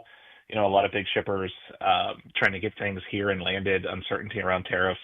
And then it kind of died off. And I think people were sitting around wondering if we were going to see a peak shipping activity. The last week and a half with a lot of winter weather, certainly here in Northeast Ohio, but across large parts of the country, we have seen things start to really pick up. But I do expect, on the whole, when the dust settles and we're into 2026, this will probably be a pretty mediocre peak shipping season for a lot of those big, especially the small pack and parcels like the FedEx, the DHLs, and the UPSs. As a guy who is in charge of helping people create strategies, kind of moving forward, you talk about the idea of, as an Akron zip, I'm sure you understand that things go by very, very quickly. But is there a way in regards to putting together your plan for the new year that creates space in a down year to be able to get your house in order, number one, and then number two, is there a way of just kind of selectively picking dates in your calendar, which is so important, to kind of say, okay, on this particular day, I'm going to slow time down a little bit here by really making plans for what the rest of the year is going to look like? Did I make any sense on that question, Ken? No, I think it's a great question. We're already thinking about it, right? So I think this holiday season, I remember when I worked at FedEx, by this point in peak, it was already baked. Whatever was going to happen, you're already on the roller coaster, we used to say, and there's really no getting off until, with the shift to e-commerce, peak season really runs a week or two into January. So, once we get through that, it's kind of that like licking your wounds and like reconstruction of your operation in the rest of January and almost all of February. February is by far the slowest month on the freight calendar. That's a time when a lot of asset-based fleets are doing their yard operations, maybe taking delivery of new equipment, doing much-needed maintenance, R&R for a lot of their staff, et cetera, et cetera. So I think looking ahead with some of these interest rate cuts, if we can get a little bit, even the littlest, tiniest bit of tailwind with the economy, especially around home building, remodeling projects, all dependent on interest rates, I'll call out, then I think we'll have a pretty robust spring. So for me, right around early March, I'd be marking my calendar to say, hey, am I prepared if capacity has exited the market like it has been the last couple of years, and we get that little bit of demand that we all need? I think it could be a good spring for participants out there. I wonder if this is too far away in terms of timing and distance, Ken, but the Suez Canal is about to start being reopened again, so to speak, and they're going to start tooling the shipping lanes and leaving the coast, the Cape of Good Hope and everything.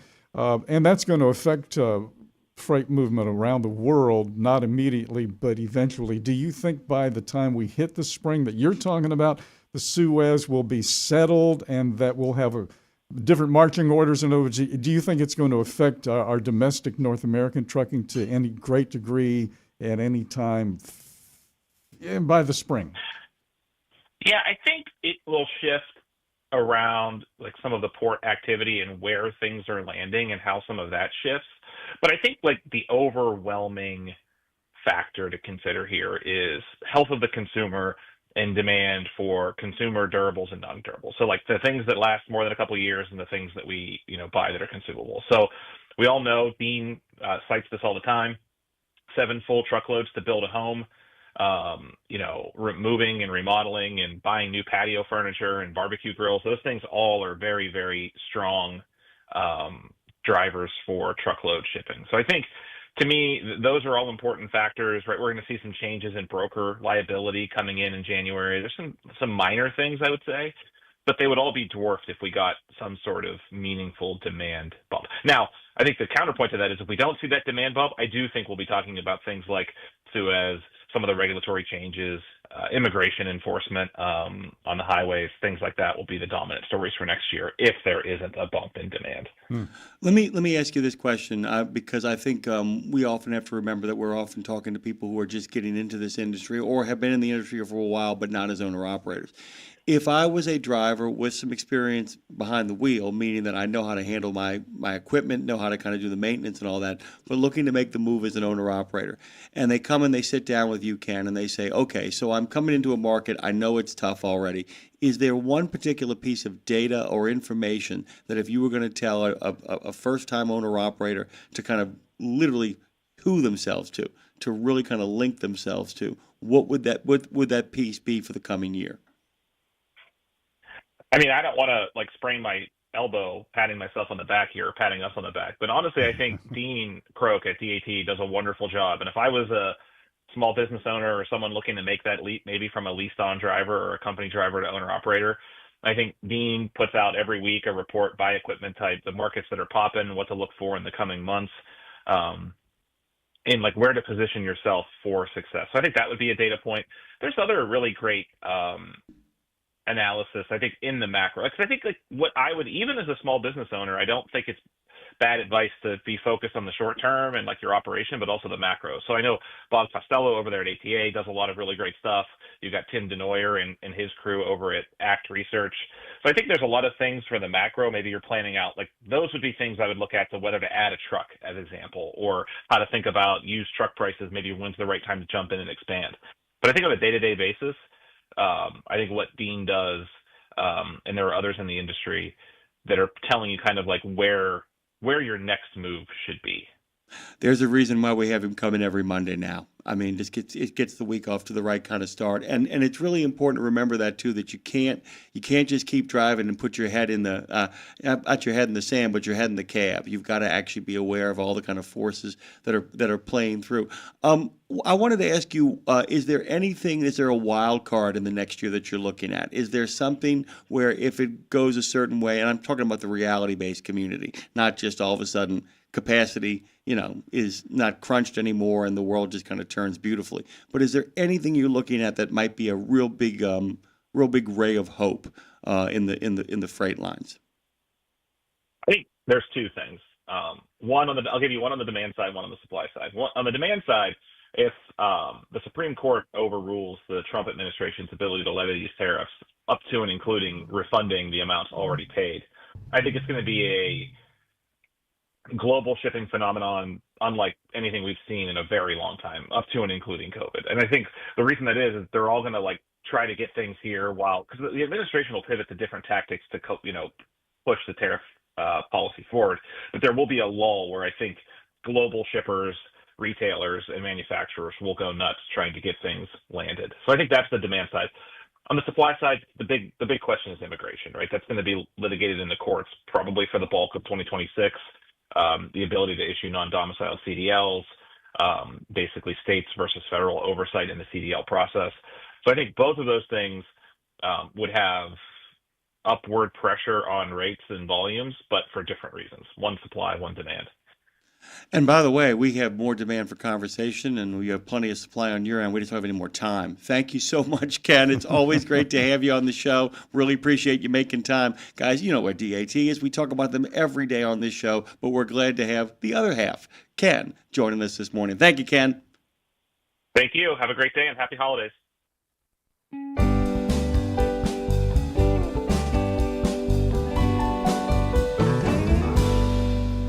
I just want to follow up on something Ken said.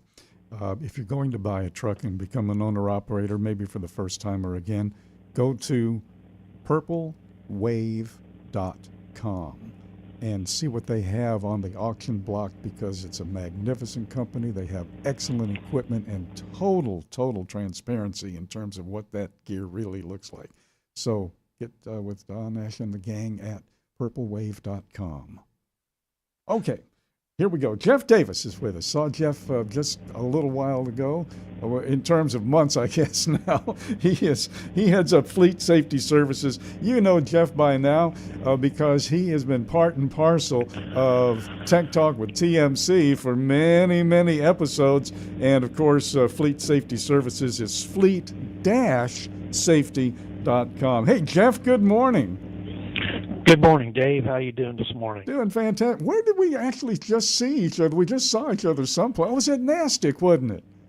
Yeah, it was at NASTIC in the hallway, where great things happen out in the hallway at NASTIC. I think I was getting some coffee, and we were talking there at the thing before we were talking with David Owen. Yeah. So anyway, one of the things that we've been, in fact, Ken Adamo from DAT was just on, and we're still talking about undocumentation, English language proficiency, all of these problems that we have created in this industry through, neglect, I guess you might say. So here we go, and you brought up something not too long ago that's another factor in terms of the numbers of people behind the wheels, and that is the Alcohol and Controlled Substance Clearinghouse.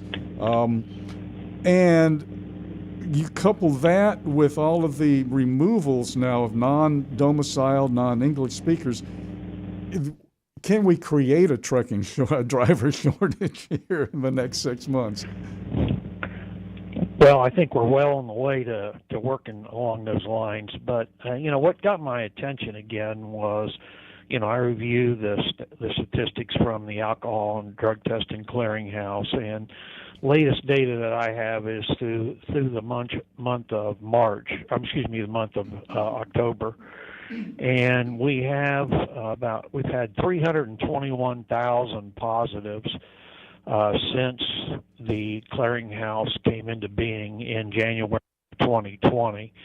The motor carrier industry is doing about $7.6 million a year in queries in the clearinghouse. So it's been about a $46 million project for the agency since it's been opened up, which is one issue there. But what I got thinking about, Dave, which is interesting, with the move, like you say, with looking at non-domiciled CDL and the English proficiency standards. We tie that together with the number of positive test drivers that we have in the clearinghouse database.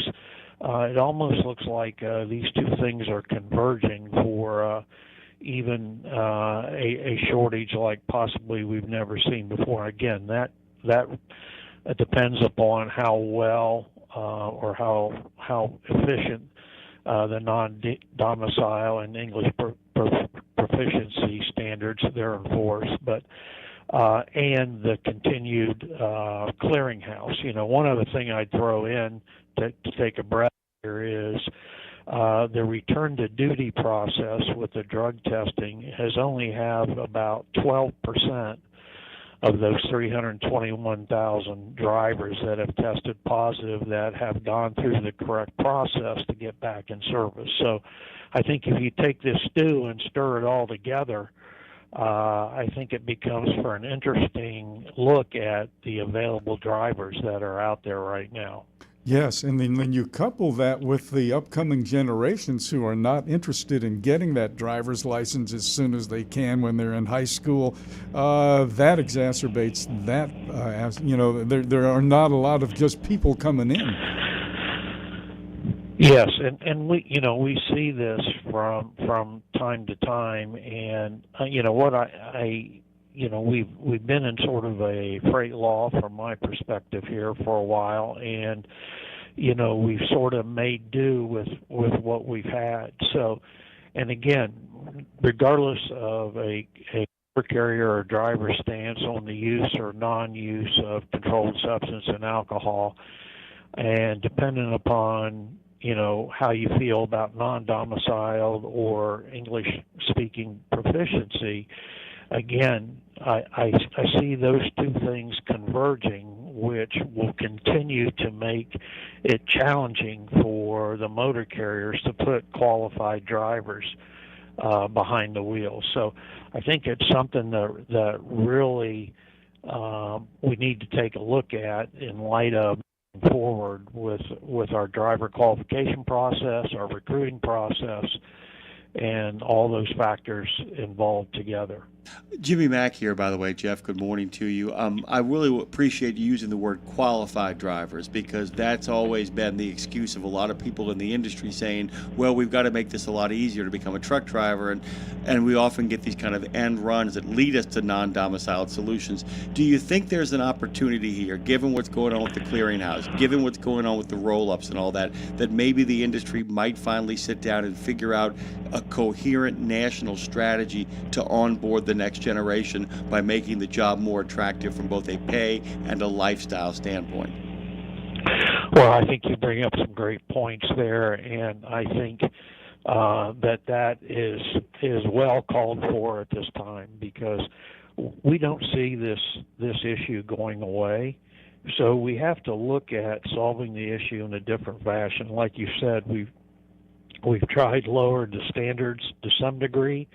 We have had a great influx of foreign-based carriers, which have brought a number of the non-domiciled drivers into the situation. So, this might be great timing with everything that we have going on the enforcement realm in this area, as well as what we're doing with the clearinghouse, to step back and say, yes, we've got to solve this problem in a different way. Jeff, so yes, I think that makes great sense. Jeff, there is so much more to talk about. Promise Dave and I that you will come back at some point for a longer form conversation about this, and maybe kind of set out some solutions and some more of your wonderful insights. Can't thank you enough. Is there a place where people can find out about what you do? Jeff Davis, by the way, is the principal of Fleet Safety Services. Where can people find you? You can find me at fleetsafetyservices.com. My friend, thank you for making time for us. From Dave and I, happiest of holidays. Hope we talk to you soon. Thank you very much. Happy holidays. Thank you, Jeff.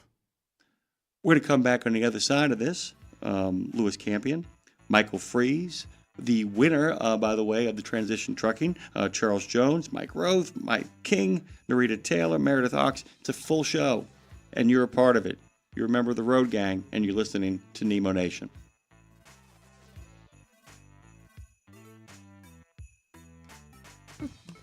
It's a different.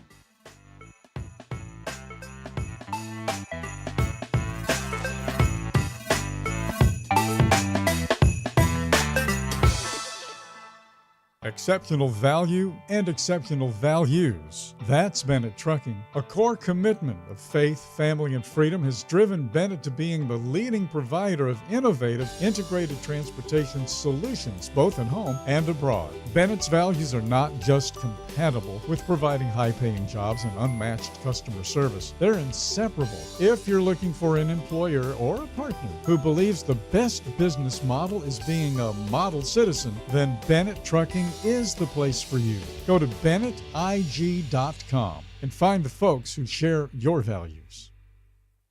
At Radio Nemo, we believe in finding your tribe, your people, your gang. But you can't find your gang unless you find yourself, and you can't find yourself unless you write, right?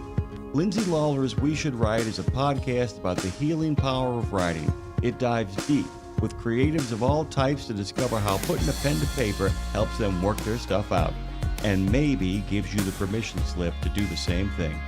We Should Write, live at noon in the center every Wednesday, and then everywhere you get your podcast.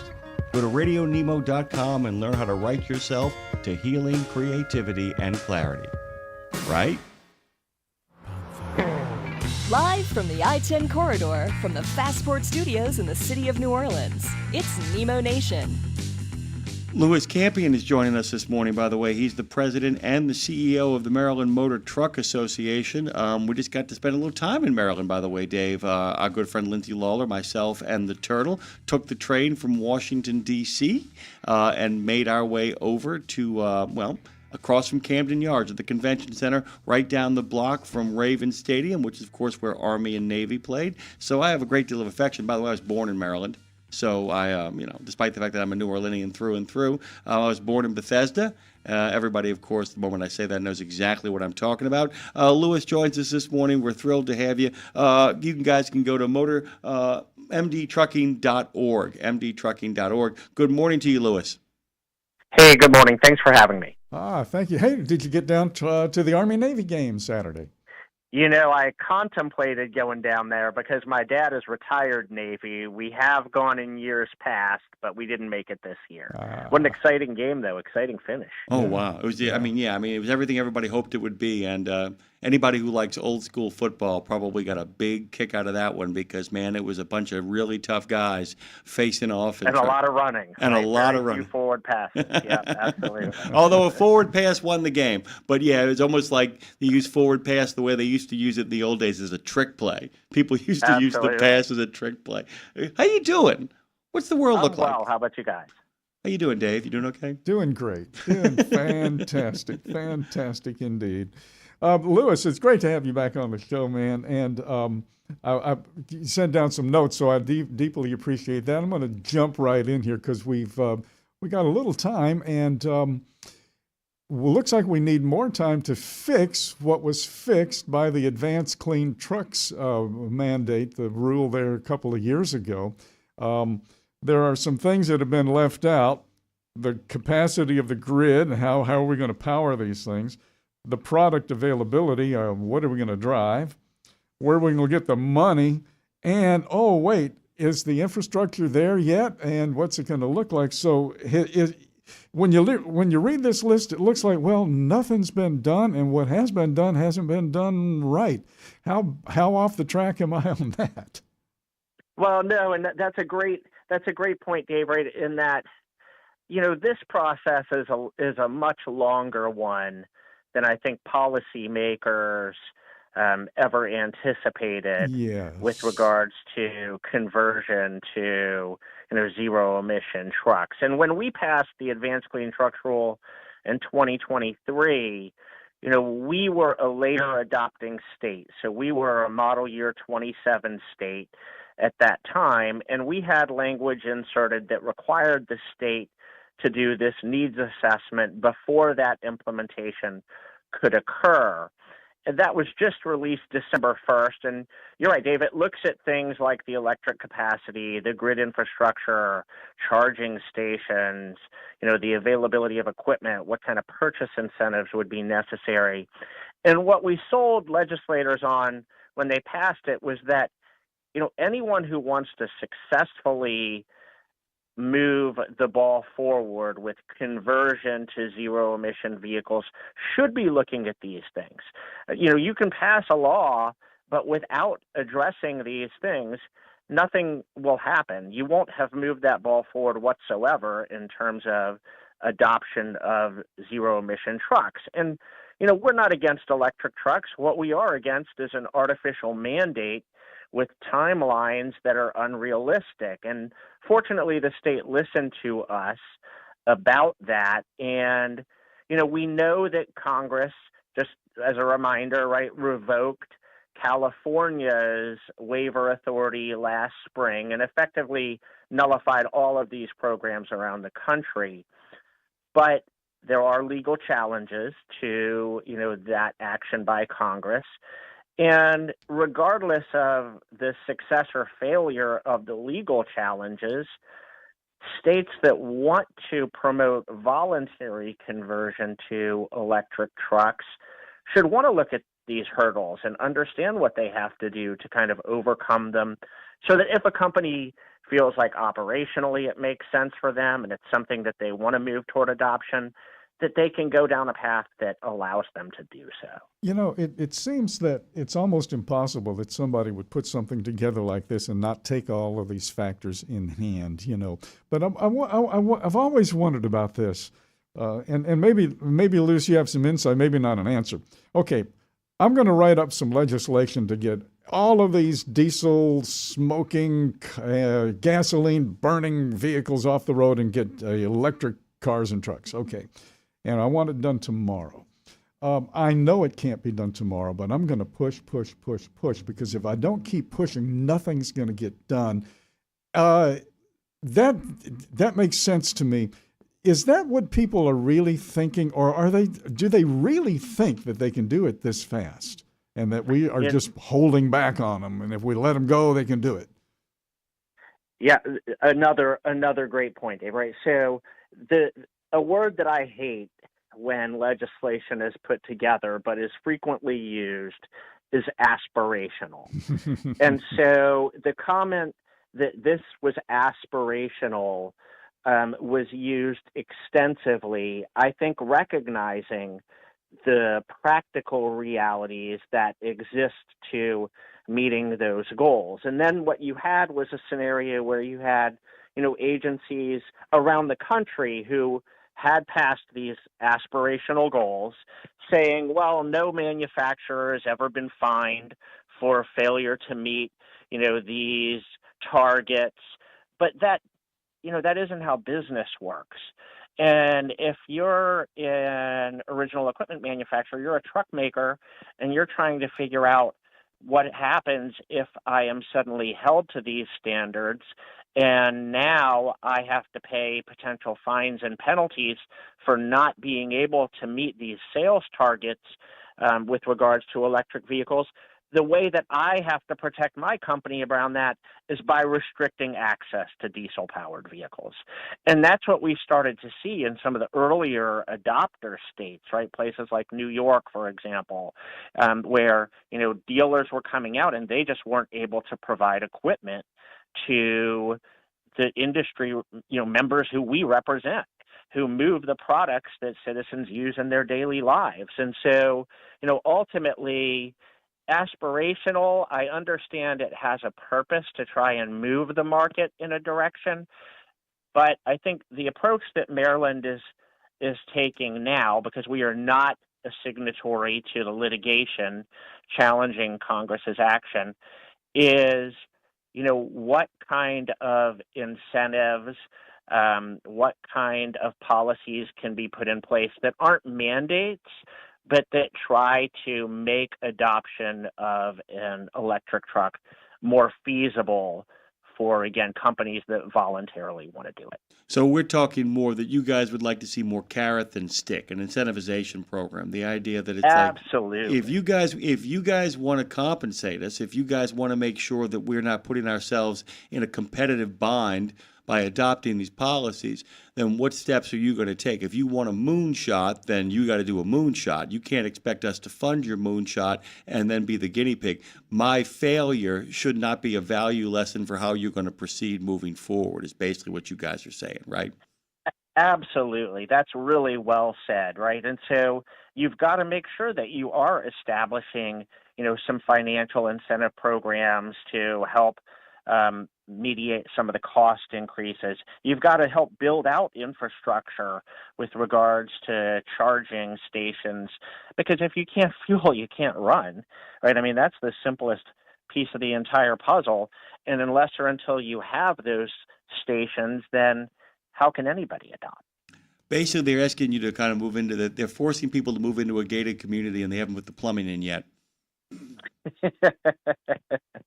I hadn't thought of it that way, but that sounds like a pretty reasonable comparison. I don't know why we're worrying about all of these vehicles and all of these roads anyway. We're going to have flying cars in about 6 months, so we're not going to need the roads anyway. It's at the bottom of the new legislation if you read the fine print. Go on, Dave.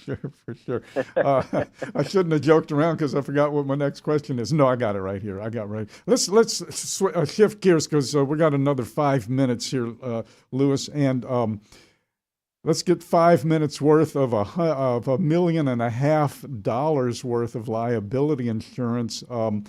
Looks like Maryland is going to follow New Jersey's lead and bump up the minimum liability insurance. Boy, there's an oldie but goodie, huh? In terms of recycling issues. Absolutely, and I'm so glad you brought this up, Dave, because at the end of the day, we think that we're going to need a very aggressive opposition campaign to this. We haven't seen draft legislation yet, but this in Maryland is motivated by the Towing Association, which is much different than in New Jersey, where, under federal law, I think your listeners all know you have to have at least $750,000 in liability insurance. New Jersey bumped that to $1.5 million for vehicles that are registered or principally garaged in the state. We know the feds, to your point about recycling, they've looked at this a number of times, most recently just a couple of years ago, and they've never recommended, that this be increased. And I think our position is that whether it should or shouldn't, it has to be data-driven, right? And we know that 99% of truck accident claims are resolved for less than $750,000. So, we're looking to push back really hard on this effort. Again, it won't be introduced until, January 26th, so just a few weeks from now. But at the end of the day, to us, this is a federal issue, right? It's interstate commerce.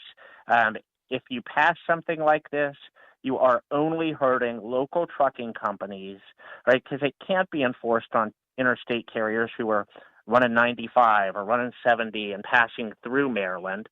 We know the astronomical increases in insurance premiums that have occurred over the last 5 years. The American Transportation Research Institute has done a lot of work in this, and it's one of their top priorities of concern.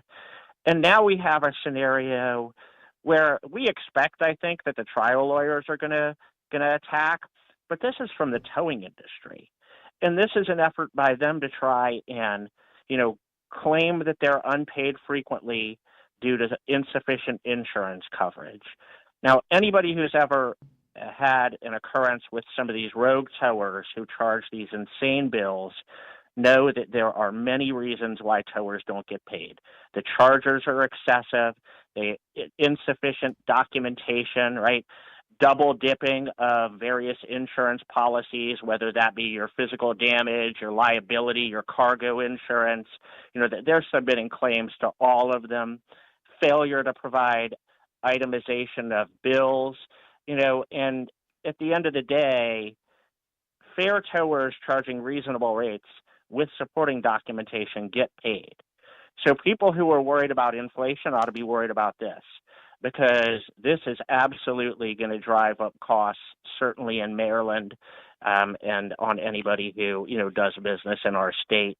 And we are absolutely planning to oppose any effort here. It This also is federal. It also sounds, Lewis, like you've got some allies in what I call the legitimate towing industry. That's one thing that people don't understand, that any time that there's an attempt to reform most towing situations, it isn't just a matter of the entire towing industry opposing you guys. You often find surprising allies of people who like, we're trying to do this right, we're getting gouged and outmaneuvered here, and they need your help as well, too. Are you finding you have friends in that area?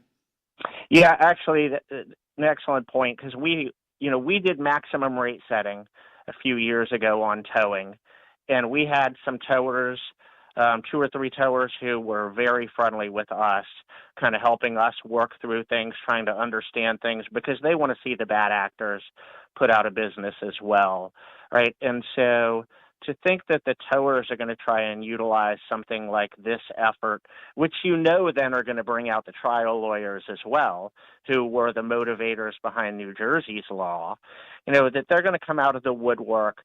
And, as we see with legislators, you've got to give them the whole picture, right? And so, we intend to present that entire picture, not just a soundbite around, not getting paid for tow bills, that might be a motivator behind this. Boy, you have landed the plane perfectly, Lewis. mdtrucking.org. Everybody should check them out. We're going to get you back on at some point. We love having your company. I hope you have it in the merriest of Christmases planned. What you got planned? It's all family. We're all local, so that's a good thing. Oh, right? that's Parents nice. are local. Absolutely. Thank you. Thank you, sir. Good to have you. We'll get you back sooner rather than later. Thank you. Take care. Merry Christmas. All right.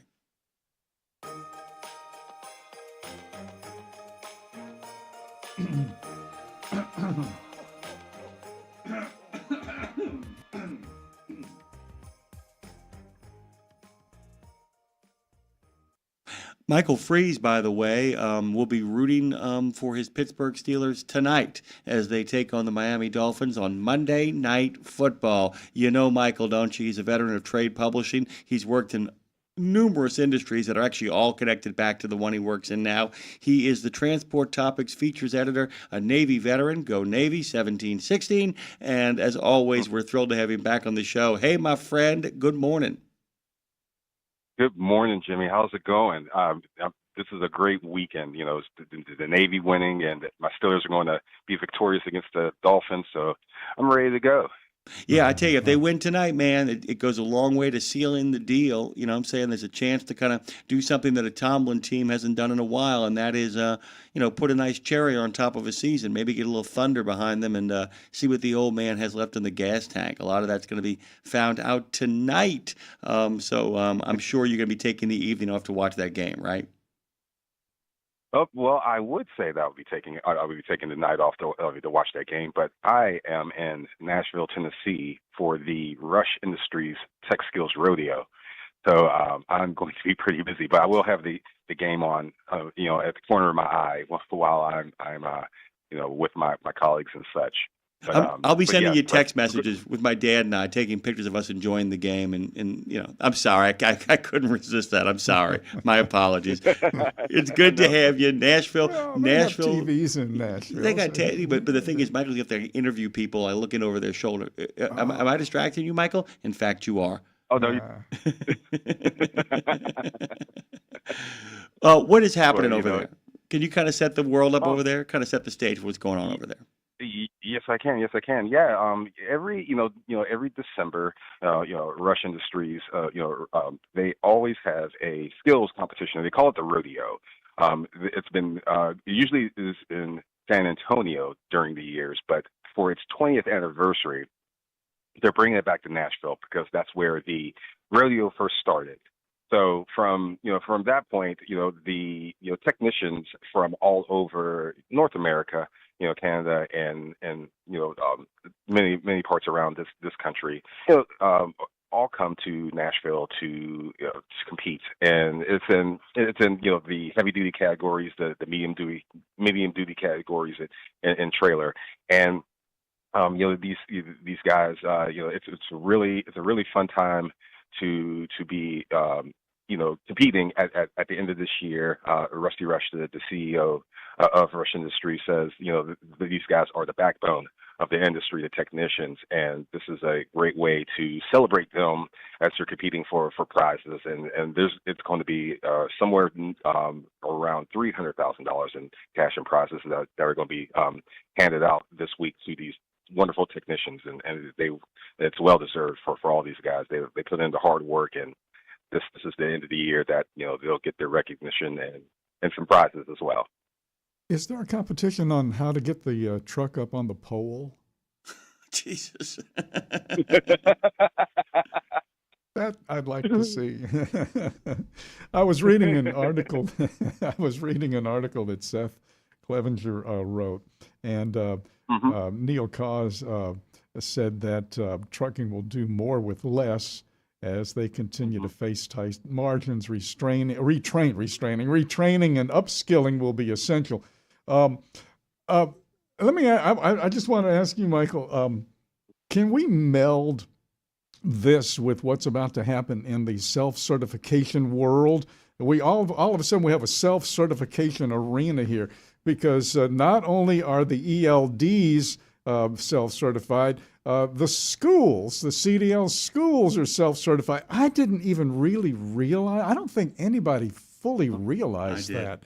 You did, because you've been in education. That's what I've been covering. Yeah, it's bad. Yeah. So what I'm thinking, and then we have the English language proficiency thing and the non-domicile thing. To me, it seems like we're going to need AI just to reset pretty much everything about logistical security and competence. So will the machines save us before they destroy us? You know what I mean? I mean, where are we in this mess? And it's a mess, isn't it?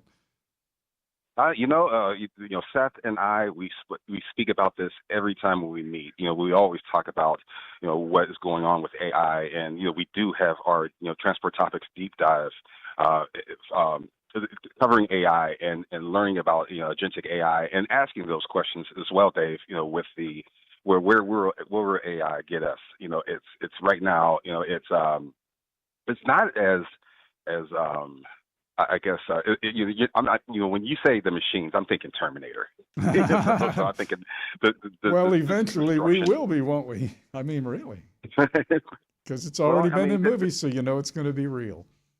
But then I think the one thing that we all should realize is that, especially with AI, it should give us a sense of what is important when it comes to our industry. And it's just where those pain points are, and how can we use this to assuage those concerns, about how AI is affecting the industry. What I mean by that is, we can say that AI is the end all of everything and it's going to solve all of our problems. But once we kind of get to that sweet spot where we have AI, we know how to implement it in certain segments of the industry where it could work to help workers be more efficient in their service, and making sure the customer has full value of whatever service is being provided. So, I mean, it's just, I think right now we're kind of in that we're searching for that sweet spot. And I don't think that we're there yet. And to answer your question, I don't think that I think the machines will save us. But I think that if there's not a good steward at that helm to control what AI is doing, then I think we'll probably have problems ahead. Dean Croak and I have talked about this at length too, Michael. The idea of the joke always, I keep making it, you're not going to lose your job to AI. You're going to lose your job to somebody who actually knows how to use AI. There is something I've discovered just from playing around inside of it. If you write generic prompts, if you write badly crafted, bad English, short, brief sort of prompts, you get exactly what you pay for. And on those occasions where I've said to them, let me write a 6-paragraph kind of detailed explanation as good as I could if I was making the pitch to somebody out there in regards to what my next plans are going to be. That 6-paragraph, well-written, well-considered, crafted version ends up getting the answers structurally that I'm looking for. Right. It doesn't give me a magic bullet. What I found is if the job is 20 hours and I use AI, the job is still 20 hours. It's if those 20 hours are spent differently and spent better and spent closer to getting stuff detailed right. The idea that I've always thought about the Volkswagen factory in Germany where one side is completely automated and the other side is just packed full of people doing all the finishing work, as it were, to make it absolutely perfect. Do you feel like that's the destination? Because you and I both fall into this much more positive outlook about where we're headed. Do you feel that's what it is? Is that it frees you up not to not do anything, but it frees you up to get back to your core skill values without having to coordinate a massive team to make that happen? Yeah, I think you hit it right on the nail, Jimmy. I think one instance of AI that I think really works is what's called agentic AI, and it's basically that chat bot that you use when you're looking up like insurance or just you have an account somewhere where you can talk to an agent, and usually when you talk to an agent, the first thing that's asked of you is what's your account number or what's your name or whatever identifying thing that you use to make sure you're in your account. And, that can be operated by, a chat bot. There's some firms that report that they have with AI, with an AI chat box, with agentic AI, you have about an 80 to 90% success rate for those who are, looking for service or looking to have a question answered and things like that.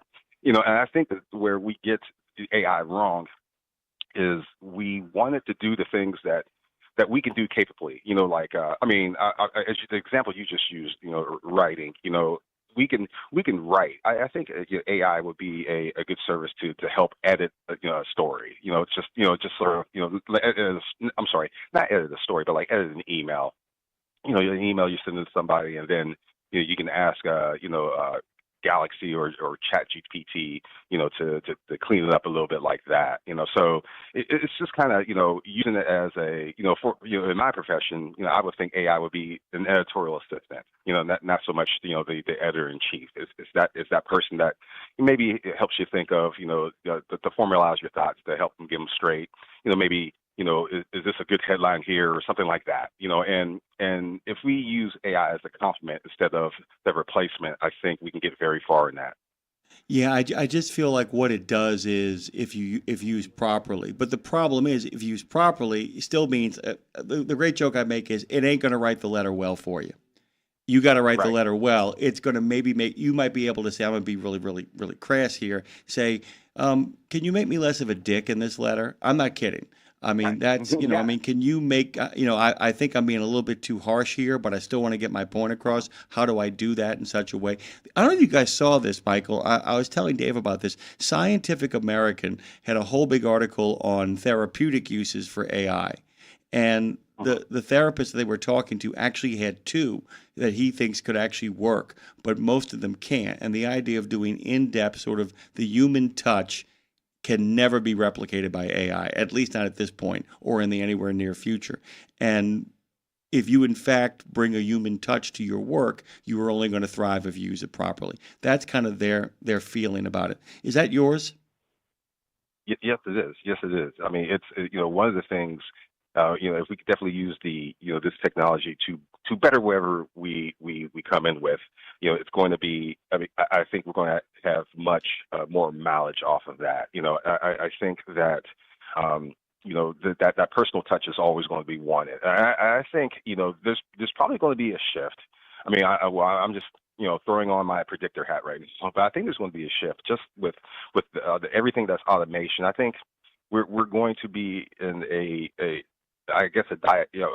shift in where we, are yearning for something simple. You're yearning for something, human and simple. And I think we're kind of turning the tide on that because we have all this technology, to better perform in our world. But, it all comes down to efficiency. It all comes down, as you said, to that human touch. Because it's still human to human when we are doing our business. So, when we can get to that, and like I said before, you're using AI as a complement instead of a replacement.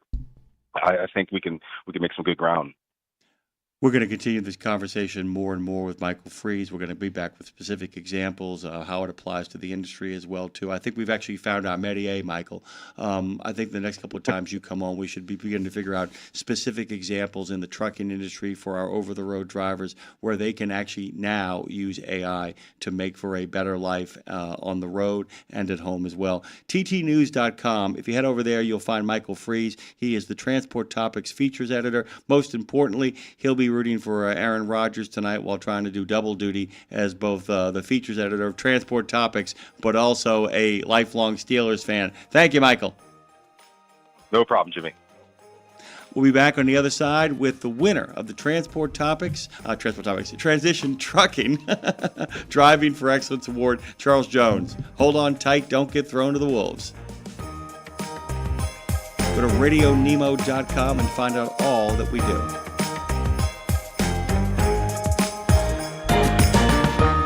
St. Christopher Truckers Fund provides free health and wellness programs for drivers to help prevent some common medical conditions seen in the industry. These programs include diabetes prevention, Rigs Without Cigs, a tobacco and nicotine cessation program, Healthy Habits for the Long Haul, a 12-week total body wellness program, a vaccine voucher program that includes free flu, shingles, COVID, and pneumonia vaccines, and GPS, Get Preventative Screenings. That includes free at-home cancer screening tests. These programs are available to Class A over-the-road semi-truck drivers. For more information or to register for a program, visit the St. Christopher Fund website at truckersfund.org. It's one simple act that helps Wreaths Across America fulfill its mission to remember, honor, and teach. Sponsoring a wreath, one more wreath, means one more adoring father, one more loving mother, one more heroic son, one more brave daughter, one more beloved family member, one more dearly missed friend, one more American, one more wreath upon the gravestone of someone who served the cause of freedom, honored for their sacrifice, never forgotten, always remembered, through one simple act. One simple act. Go to wreathsacrossamerica.org/RadioNemo and keep the mission moving forward. It's Nemo Nation, a show that moves as fast as American transportation. So buckle up, because here we go. We're going to slow this down a little bit to have a little bit of a longer form interview than we usually have in these half-hour segments. We usually do 3. We've actually made time only for 2 because our first guest that's going to be joining us here in just a moment after we do a little shifting is the winner of the Transition Trucking Driving for Excellence. Man, I got that TT wrapped in my head. Transition Trucking Driving for Excellence. This has been a year in the making, by the way, Dave. A year in the making of us. With the announcement of the nomination process, then the first round of nominees, and then after that, winnowing it down to 3, who all then go to Washington, D.C., where Dave was actually in attendance at the Chamber of Commerce. We've been doing this for a long time. We're approaching a decade with our partnership with Fastport. We're at the Fastport Studios here in the city of New Orleans. Big thanks to BB the King, who's in the chat, Gina Harrison, Dave Harrison, and all the folks over there who have made a commitment to helping veterans make that transition from service to the country to service to not only the country but themselves and their families as well. We do a little bit of a brief shift here, and then we will introduce our next guest.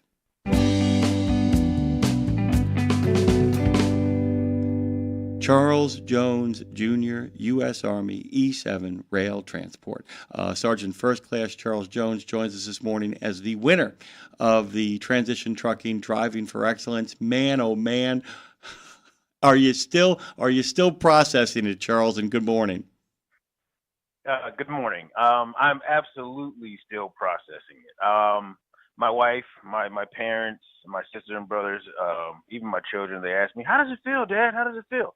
And I'm just like, "Well, I don't know yet." I was like, "I'll know after I get my first week out on the road, and and I'm driving this truck, and I'm realizing that it's my truck, and I'm not a company driver anymore. I think that's when it's really going to hit me." But as of right now, I'm like, a lot of first-time experiences have occurred, so I'm still tied up in that and processing those in my mind right now.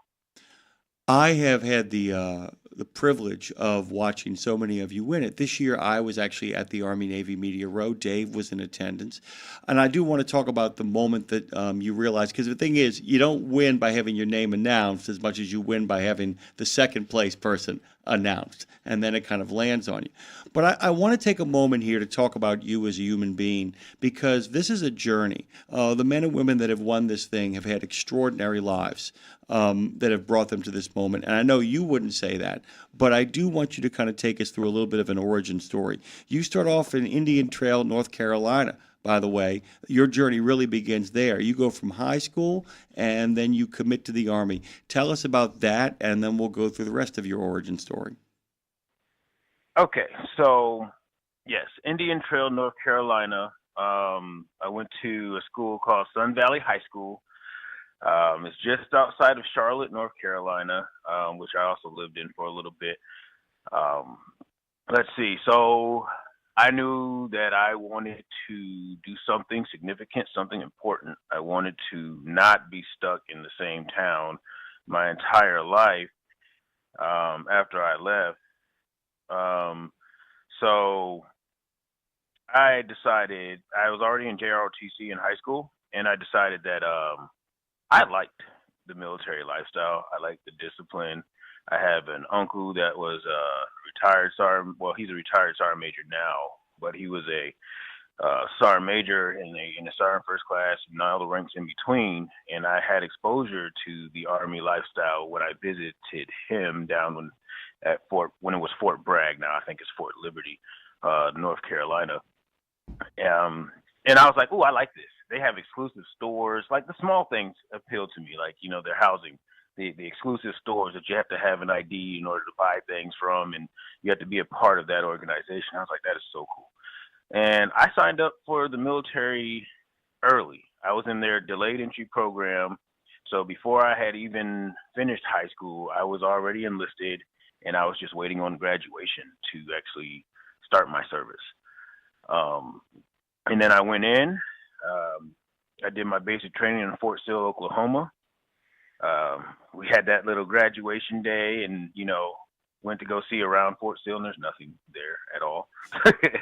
And yeah, nothing. But they've grown up now. Like, they've got a lot of stuff out there.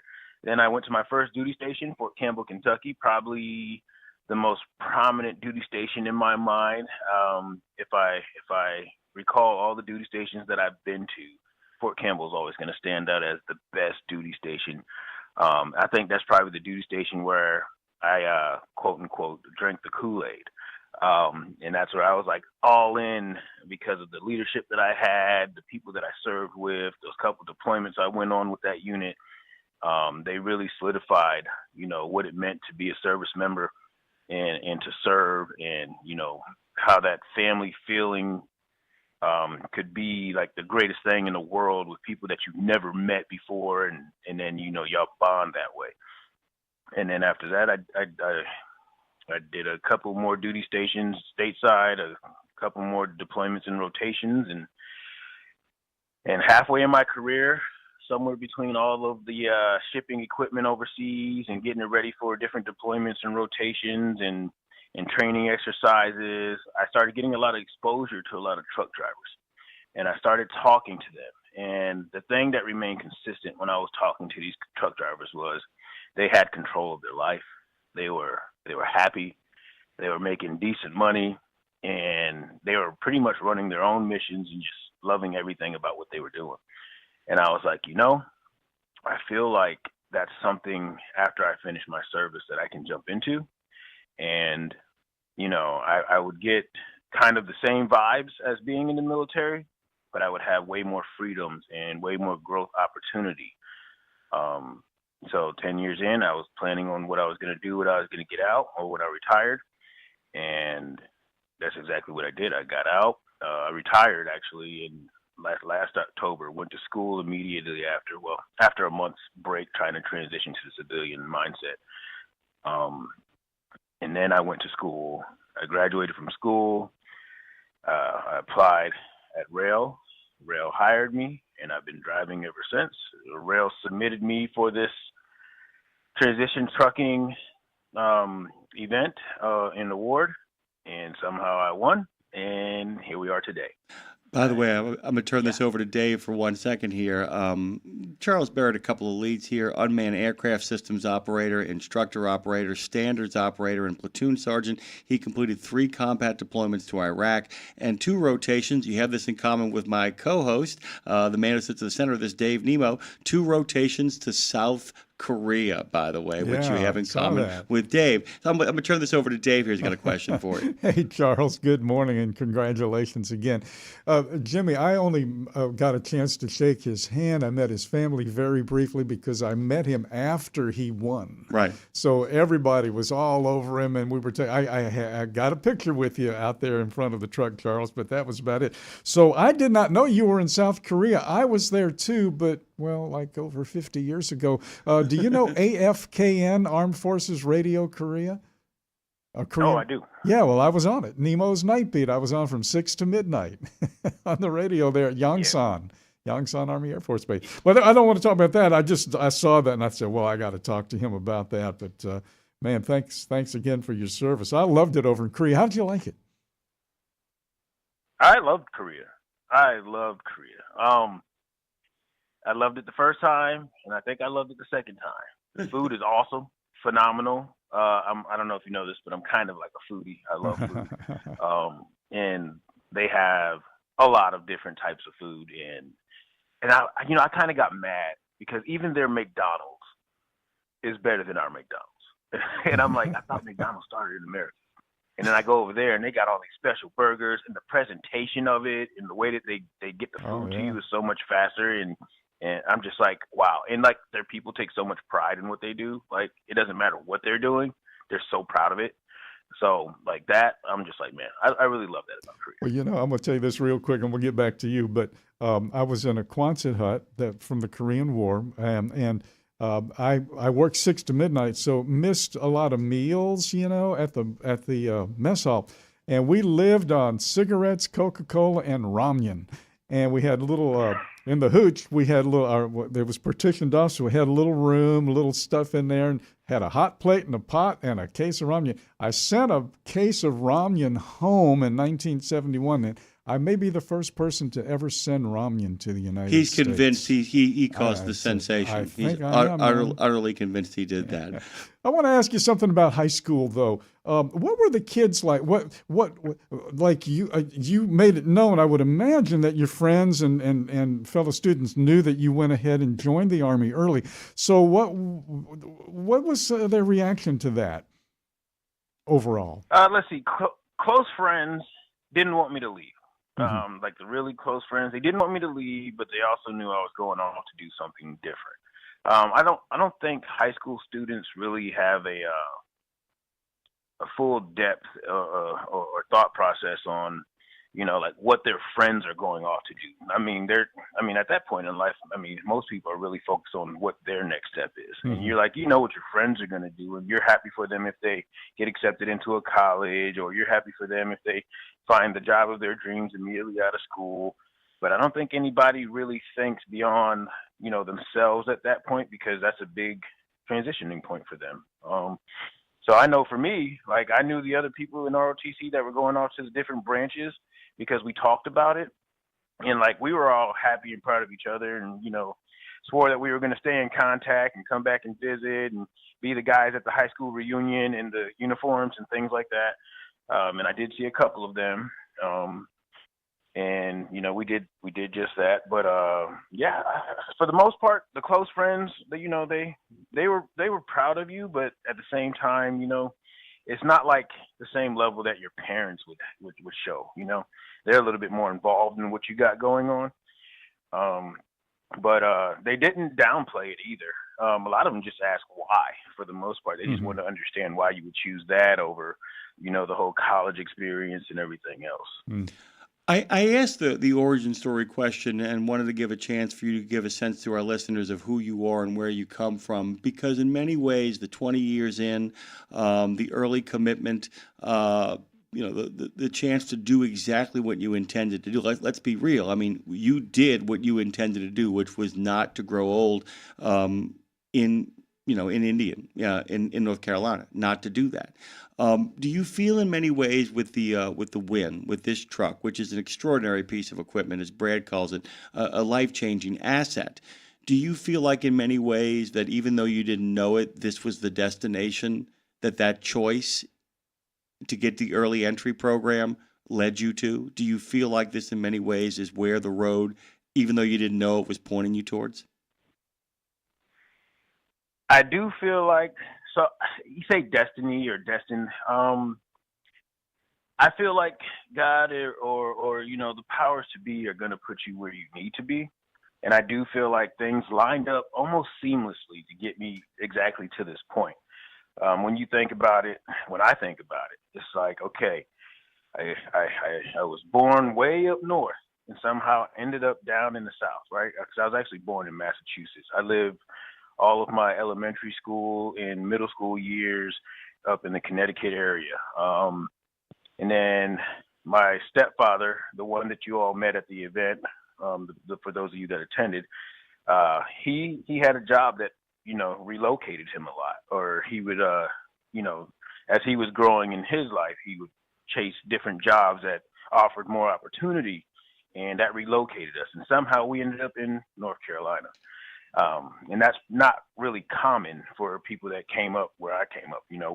I grew up in the projects mostly, and it was towards my high school years that, we actually got into our first house, and I graduated from high school living in that first house. So he gave me that will and that desire to always seek higher, better, move towards something greater and work for something that matters and I could find happiness and pride in. So things were just lining up like that. And then I went into the military, and I was absolutely happy with that. And I was impacting other people's lives. And, so that brought satisfaction, training people, molding, developing, mentoring, growing different soldiers from all walks of life. And then I always had this big thing about beating statistics. It's just like, hey, statistically speaking, a person like me is not supposed to make it this far, is not supposed to be able to do this, is not supposed to have that, and is supposed to fail at all these different junctures. And my thing was always beating those statistics. And the Army made it really easy to beat every statistic. It's like they pay you well, they pay you enough, they train you well, they give you so much responsibility, it's really hard to get in trouble. So they made that so easy for me to kind of evolve beyond what everyone expected of me, and to become something a whole lot better, something that I could be proud of, that everybody around me that I represent could be proud of. So yes, I do believe it all lined up. What is it? Is luck is the residue of stick to it and it's hard work. The idea of that fortune favors those who actually try to beat the statistics. I wanted to kind of also let people know this too. And a lot of our listeners know this, but for people who don't, they don't just dump a truck on you. It isn't like, here's a truck, now figure it out. There was a lot of other things that went into you winning this award as well, right? I mean, can you talk about some of the other things that go along with this that help you kind of set you up for success? Because while a guy like you, given your desire to plan and look forward, would always have a plan, talk about what else comes with the truck in regards to what's next. Okay, so what else comes with the truck? Let's see. So they're going to give me some kind of training. They briefly mentioned it, so it wasn't like very in depth, but I know they're going to give me some official schooling to help me be a better business manager so that I'm not flapping in the wind and trying to figure it all out on the fly. My company is also going to do the same thing, and they assign you a business manager as well. So, during your initial stages or the duration of your time with the company, they help you figure things out. So I'm going to get trained in both ways, in an official capacity and in a company-related on-the-job training type capacity. I still have my GI Bill level, so if there are things that I don't understand, I'm going to go to business school for that. I don't have to worry about truck parking for a while. I was also awarded, from Truck Parking Club, $2,500 worth of truck parking credits. So, that was probably one of my biggest problems as a, rookie driver. I'm still a rookie driver. By no means am I like the best of the best out there. I still got, some things that I got to master. which is why I probably haven't started training yet. But yeah, that parking was a big deal. So they gave me that. That's going to be awesome because now, I don't have to worry about going into violation looking for parking because I can just pull that app up and find the closest thing and already have funding to pay for it. Let's see, what else? What else did they give me? They gave me a phenomenal machine, brand new. So, not that my company didn't take care of their vehicles because they absolutely did, but it's brand new. I don't have to take my stuff out of this truck because the current position that I was serving in with rail was a slip seat. So every time I'd finish my duty, I'd have to pull all my stuff out and put it in my truck, my personal truck, drive home, carry that around in my truck so I don't forget anything.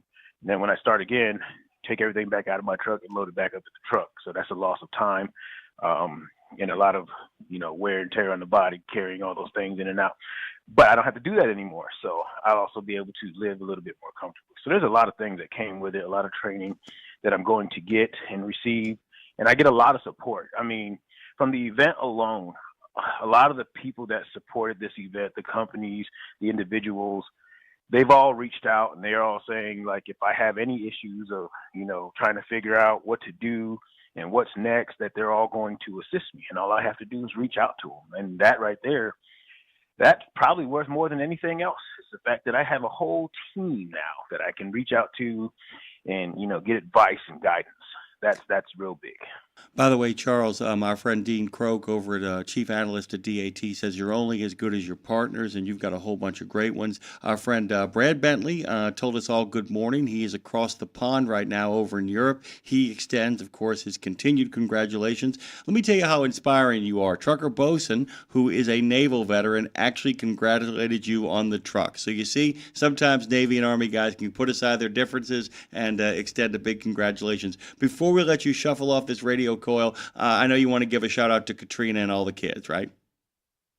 Absolutely. I absolutely want to give a shout out to Katrina, my wife, my biggest supporter and fan, my children, probably my next biggest supporters and fans, and my parents who have always supported me. So, I just want to give them a shout out. Shout out to Rail, shout out to Fastport, shout out to Transition Trucking, the ATA, Chamber of Commerce, and everyone else that participated. It's a big thing. It's a life-changing thing for me, and I'm going to try to pay it forward, and I'm going to try to honor that decision that y'all made and give the utmost commitment to passing it forward. Big shout out, by the way, to Brad Bentley at Fastport, Tim Norland, of course, at Rail, and all of our friends who made this possible, but mostly to Charles Jones Jr., who is the winner of the Kenworth T680 Next Gen truck, the Transition Trucking Driving for Excellence. I can say this without reservation. We are talking to a great American. Thank you for your time this morning. Yes, thank you. Don't forget Sonepar. And Chris out there. Oh my God, we never forget Chris over at Zona Park. Chris Miles, of course, friend of this show as well. Big shout out to him. Thank you, Charles. We'll talk to you soon, hopefully. Yes, absolutely. We pivot now to our next guest. By the way, congratulations to everybody, not just Charles and his family, but to everyone at Fastport, Sonepar, the Chamber of Commerce, Kenworth, of course, and Rail Transportation for making it possible for us to meet a great American like Charles Jones Jr.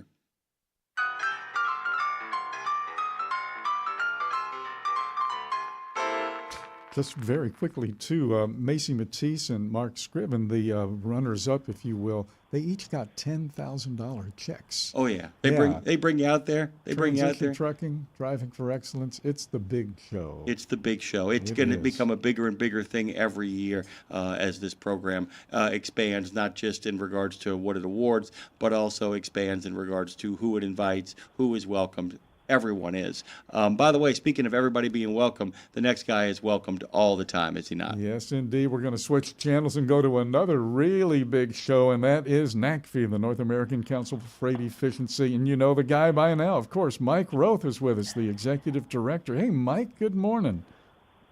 Good morning, guys. Yeah, it's time for all those packages to get places, right? Yeah, and you're kind of packaging up the messy middle data set and the workshop coming up, and you've got, 110. I was looking at some of the numbers that you've done this year. 110 trade show and conventions and meetings.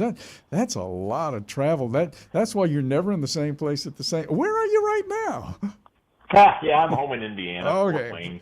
All right. And, enjoying the holiday season. I went to a couple of pageants over the weekend, an amazing group of 31 kids in a youth theater show. I mean, it's fun to, you get uplifted this time of year. I've been busy with that. So those 110 events, they're a mix of virtual and in person, but I think a little over half were in person. So we do, the big national events, but also some regional and local ones. We partner with the Clean Cities organizations to really be boots on the ground on some of these things where it makes sense for us to do it. And, but we also do some, but we don't just calculate or confirm these if we just show up. We've got to have a real active role. So at those events, we either spoke or answered questions, or maybe we facilitated some small group discussions or that sort of thing. But yeah, we believe to our core, and we started up 16 years ago, that, no one really is going to take action reading a report. Now, reports are important because they really put out exactly what, organizations mean when they, come to findings and conclusions on stuff. But it really takes getting out there and executing and working with this great industry of trucking to collaborate together on solutions. And that doesn't happen with just a single report. So these events are important to us. Absolutely. There's always the follow-up, because the one you miss is the one you needed, so you guys really make sure all of the T's are crossed and I's are dotted when it comes down to that. But, of course, that was then, I guess, and we're in December. You guys got some incredible plans for 2026, and that messy middle is really going to get a working over, in terms of more reports and more study. And then you're going to do the 10th fleet fuel study. So it's going to be a busy year again, huh? Yeah, we just, you just got to get the work done, right? I mean, it's like delivering packages at Christmas. I mean, there's no, I've never loved the term failure is not an option, because, you can succeed and fail in lots of different ways. But on the other hand, when you're responsible, in NACFE, we've created a need for knowing about these efficiency technologies and some of these alternatives. And so we're going to keep doing what we're doing. And yeah, that makes for busyness, but that's just fine. We're ready for it. I think the big thing for me going into 2026, and something I'd like the whole industry to know, is that we understand how difficult the economics are in trucking right now.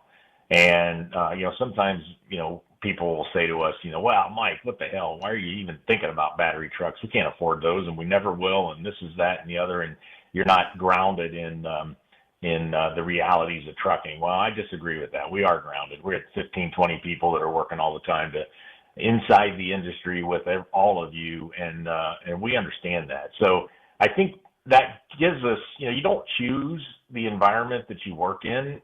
You just work in it and try to make it the best you can. And so I think the demands and the challenges of the economics we have in trucking right now will actually, in the long term, be good for us as we navigate this messy middle. Because obviously, if we're not making money, or not losing money to an extent where we're losing carriers and manufacturers like we are right now, that's not a good thing for any of us. And so these are the times that if you can win and make sense in these times, you certainly will when things are a little better. We only got a couple of minutes here, and I do want to get to this because we can have some fun with this. I mentioned the 10th fleet fuel study, but what I didn't mention is the fact that since there is so much growth in alternative fuel powertrains, as you put it, you guys are considering renaming the fleet fuel study, and you're open to suggestions for a name that more accurately reflects market conditions. I haven't thought of anything myself yet, but boy, we've got some very creative folks out there with ears on right now, Mike. Yeah, reach out to me. So what we do with this study is we look at over 80 technologies that can help save fuel on trucks. And this is primarily heavy-duty tractors and trailers. So, things like aerodynamics on tractors, aerodynamics on trailers, idle reduction, driver habits, how you use cruise control, all those things. And we work with fleets to say, okay, what are you guys buying on your trucks and trailers, and how does that show up in less diesel fuel burn? As we move into these alternatives where we might be charging electric trucks and other things, we're just thinking it's time to rename it from fleet fuel study. But what it is really all of the technologies that can save energy on a truck or fuel on a truck, which of course that's the big user right now. But we're thinking in the future we're probably going to need to rename it and probably do it this year. We're open to suggestions, Dave. All right. I think you're going to get them. Oh, we're going to throw a couple at you probably in the next 24 hours or so once we kind of sit down and start kind of brainstorming as well. But in many ways, it's funny because it seems like such a small little thing to change the title of something, but it reflects an inflection point, does it not? I mean, we are now at an inflection point, and that's what people don't realize. When you change a title to something, it means you're changing the direction of which it's going because you're telling people you're something a little bit different. That you've right, and I treat that very seriously. I'm an engineer turned storyteller and kind of a little bit of a wannabe marketing dude, and I get more frustrated with people changing their names than not. So I'm really on the other side. Don't change it unless it's really necessary. And so we'll see how this goes. But I do think we're at that inflection point. I mean, I think we've said this for years. I've said it hundreds of times that. You will not be successful without doing something around the work that NACFE does. And at a minimum, it's really important to look at how much fuel you're burning, what can you do to get a little more MPG, a little less idling. By the way, we've got an idling report coming out really soon, looking at all the technologies that can reduce idling on tractors. We are not at a place where you'll be successful if you keep doing what you've always done. And I know right now with the economics, it's hard to look at some of these things, but saving fuel is really important. Refocusing fleet refueling. Mike has joined us this morning.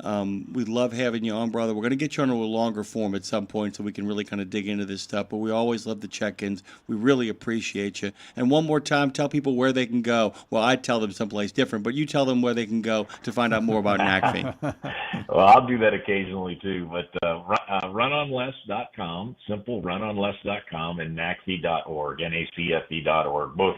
Lots of videos, lots of stuff for anybody that really wants to have a look. It's a great deep dive, by the way, guys. If you're looking to kind of get yourself in depth with knowledge, spend just a couple of hours on that website, and you see there's a lot of great content waiting for you and kind of helping you figure out the way forward when it comes to refueling. Thank you, sir. Best of mornings to you. Have a good week. Thank you, Mike. We'll take a quick break here, come back on the other side. Nemo Nation continues. Madison with a T is on the scene now. Dre came in just to kind of represent, and we cut him loose. We said, go home and recover. Get a little warmth in you. Get a little good feeling. Let people take care of you. You've been taking care of enough people for a long enough time. Go to truckdown.com, get back on the road and out of the ditch. Merry Christmas. You know Castrol for passenger car oil and racing, but did you know that they're in the heavy-duty over-the-road market? Well, Castrol CRB Multi 15W40 and Vecton Long Drain 10W30 are now available at TA Truck Service Centers nationwide. This is the partnership in preventive maintenance. TA Truck Service and Castrol, offering you premium products and performance at great price points every day. Castrol, performance for the long haul, guaranteed. There are precious few nonprofits in the trucking industry, and even fewer that make a tangible difference in the lives of professional drivers. So thank goodness for the St. Christopher Fund. Since 2008, over 4,000 over-the-road semi-truck drivers have turned to the St. Christopher Truckers Fund when a medical issue took them out of work. The SCF steps in and pays necessary household expenses such as mortgage, rent, utilities, insurance, and vehicle payments. The SCF also provides free health and wellness programs for drivers. So find out how the SCF can help you, or help the SCF yourself. They'll turn your dollars and cents into that tangible difference for the professional drivers who need it most. Support our highway heroes with a donation at truckersfund.org.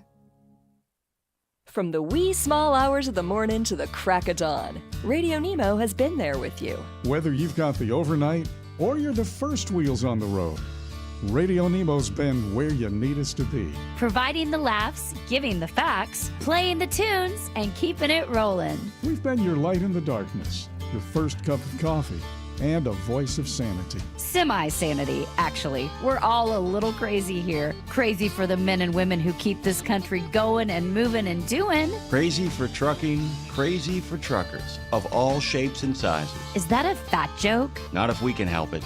Because it isn't just about the rules and regs. It isn't just about the day-to-day. It's about your health, your homes, and your hearts. So we wanted to say thank you. Thank you. Thank you. Thank you from everyone at Radio Nemo for sticking with us, standing by us, and keeping the traditions rolling into the future. We're back on Nemo Nation with another fast-paced Fastport Studios half hour. Do you know what the Suez Crisis was back in the 50s? I vaguely remember it, yeah. Toppled the British government, by the way. Toppled it. That's acting like somebody walked in there and pushed them over. It just caused for a vote of no confidence and a change in power. And the disappointment of Winston Churchill that his hand-picked successor just wasn't up to the task. The Suez has played such an important role throughout history. We go all the way back to the time of Napoleon.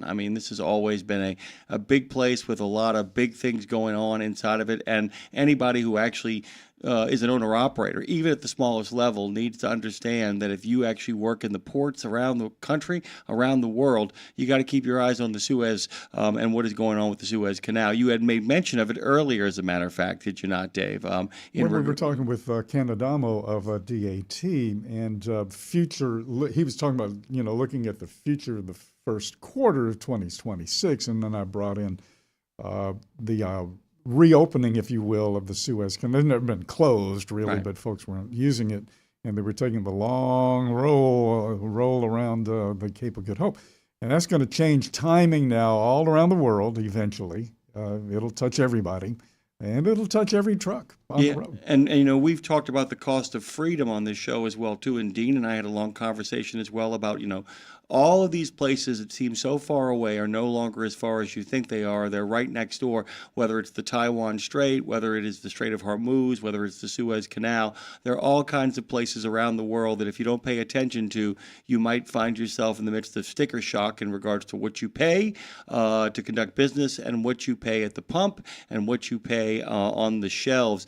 I could not think of a better person to join us, because that will be part of the conversation he'll be having with us, than Mike King, the creator and former host of the Lodestar podcast, which he launched in 2021. He now dedicates all of his time to the Freight Buyers Club, the fast-growing video and podcast platform for global logistics and trade professionals. He has had, award-winning experience is the best way to kind of say this. He's offered editorial, he has offered opinion, he has offered the facts, he has offered the data and the statistics, and he graciously joins us this morning again. Mike, welcome back. Thanks, guys. What a lovely introduction. My pleasure to be back. Good morning, Mike. This is Dave. I'm slow. Dave. I am slow to the finish line, okay? It just dawned on me that I am a member of the Freight Buyers Club, and I didn't sign up or anything because everything I have bought and will buy in my life has been freight at some point or another, and that is everybody. That's a beauty. I never realized how cool and how insightful the name of the podcast is, the Freight Buyers Club. It includes everybody. It includes everyone, yeah. It's designed to be inclusive, I suppose, yeah. Well, everything with all ever bought, I guess, at some point involves some sort of shipment, doesn't it, more or less? It does. I'm waiting on stuff right now from a certain online marketer. Goodness. The Suez Canal is something we are definitely going to talk about here this morning. I wanted to kind of, there's something else too, though, that I know that you are very up on, and that is cranes, the ship-to-shore cranes. And I remember there was a guy named Louis Grizzard, and he died in his late 50s. He had lifelong heart problems, but he was a journalist with the Atlanta Constitution. Atlanta Journal-Constitution. Atlanta Journal-Constitution. And he was also a raconteur, and he wrote books. He wrote books like Elvis is Dead, and I'm Not Feeling So Well Myself, that sort of stuff. He wrote a book called Don't Bend Over in the Garden, Granny, Those potatoes have eyes. Little did he know that that ship-to-shore crane has ears and eyes, and now everybody's upset about it. And this became like the #1 headline of the day earlier this year. And then, like everything else, it just got overshadowed by, well, everything else. Tariffs, Biden put on 25%, Trump puts on 100%. We don't know. We know other countries have cranes, but it's going to take at least 2 years to get them. So the crane thing, of all things, how weird is this, right? You couldn't make this up, could you? Well, it's funny. So it goes. My coverage. I've been writing about cranes for my sins for far too long over the years. But I did interview Paul Berger on the Freight Buyers Club the other day. He's the reporter at the Wall Street Journal. And that's where I'm basing this on, by the way. I saw that. I'm sorry, I interrupted you. So, yeah. Sorry, yes. So, but if you go, I can go back 20 years. I mean, I was visiting ZPMC when it was an up-and-coming container ship maker. This is the Chinese company, state-owned more or less, that produces all these ship-to-shore cranes. Back then, it was sort of, the new boy on the block. Now it totally dominates this market, and it dominates that market in every region. I was chatting away to, I think it was a London International Shipping Week. So there was someone who was high up in naval security during the Biden administration, and he raised something in this conference. I went up and had a chat with him later, and I thought, what is the concern about port cranes in the US? What is the concern that you have with buying Chinese port cranes? And it was the off switch essentially, and the possibility of spying. I was like, well, is there any real evidence of this, that this is possible, that these things are built into these cranes? I've never really seen any evidence about it that's absolutely nailed on. But these concerns, they go back a number of years, and I think the Trump administration's really has brought in policies that affect where these cranes are bought from. Although it's not always been about the security. So you mentioned there about the tariffs. The tariffs have been put on, and then there's been a truce. This is like a 1-year truce on buying things from China, including cranes. So now, in theory, U.S. ports could buy these cranes, which are way cheaper, and they've got a better reputation than most of their rivals. But yeah, so Paul's found though that U.S. ports, just purely on risk, and there's a 2-year wait to get them as well. So the 1-year tariff truce doesn't make any difference. So the U.S. ports are now, well, they're either not upgrading these cranes in a lot of the ports. They're trying to find a source of them from elsewhere at a higher cost, or they're delaying purchases full stop, which means trying to sort of upgrade ports, backdate upgrading some of these cranes. But many of them are really, really old and inefficient. So yeah, that's where this crane policy has left people. But we don't really know if it's a negotiating tactic, something that's on the table when the US talks to China, or if Trump's talking, if this is all about the security, because it's been a bit unclear what that policy is. But the security concerns, predate this Trump presidency. Let me ask you a question. It's a little bit of a long form one, so bear with me here for a second. So we had the head of the Maryland Transportation Association on the show, and we had a kind of an in-depth conversation about electric trucks and mandates and emission mandates and all that kind of stuff too. Can you make a case that it's the same fallacy when it comes to manufacturing in the U.S., that they literally are putting on tariffs in order to kind of spur American manufacturing, but the American manufacturing is not yet set up in a way that makes it possible to do that as an immediate response and makes us only good poor, meaning that the things that we need we don't have access to while not having the ability to produce them ourselves. Do you feel like that part of the problem with the tariff policy might have been, in fact, you might want to make sure you can actually make those things quickly before you stop giving yourself access to the people that actually make them? That's part one. Part two is, who else do you go looking for cranes that allow you to do the job when it's not the Chinese? There's I couldn't get this mixed up now. Liebherr and Gottwald are inextricably linked in my brain. One of them is pushing massively into container shipping, and they do a lot of that out of Ireland. I think it's Liebherr. So that's one of the options. There's another couple of European options, but really they haven't got the mass scale production that you can get from ZPMC in China. And they've also haven't got maybe the access to the ships that would transport the cranes to the US, for example. So the option. Do we lose you, buddy?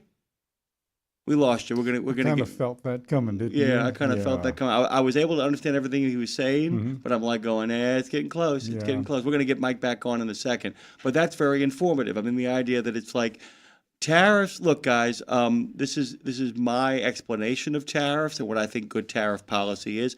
I don't think tariffs are entirely bad ideas, Dave, if you know where you're going to get the thing from before you cut off your supply to it. Does that make sense? Yeah. That it's like if in fact you say, look, Vietnam, it costs a little bit more to get the cranes from Vietnam. We have some trade policy beef with the Chinese. So we're willing to pay a little bit more money. We're willing to pay a little bit more money from the Vietnamese to get this thing than we are from the Chinese as a national strategy. Slapping tariffs on everybody when we can't supply ourselves, that to me seems like the real issue. Mike, welcome back. We didn't miss much of what you had to say. It got cut off. We went to work immediately bringing you back on. Do you remember where you left off?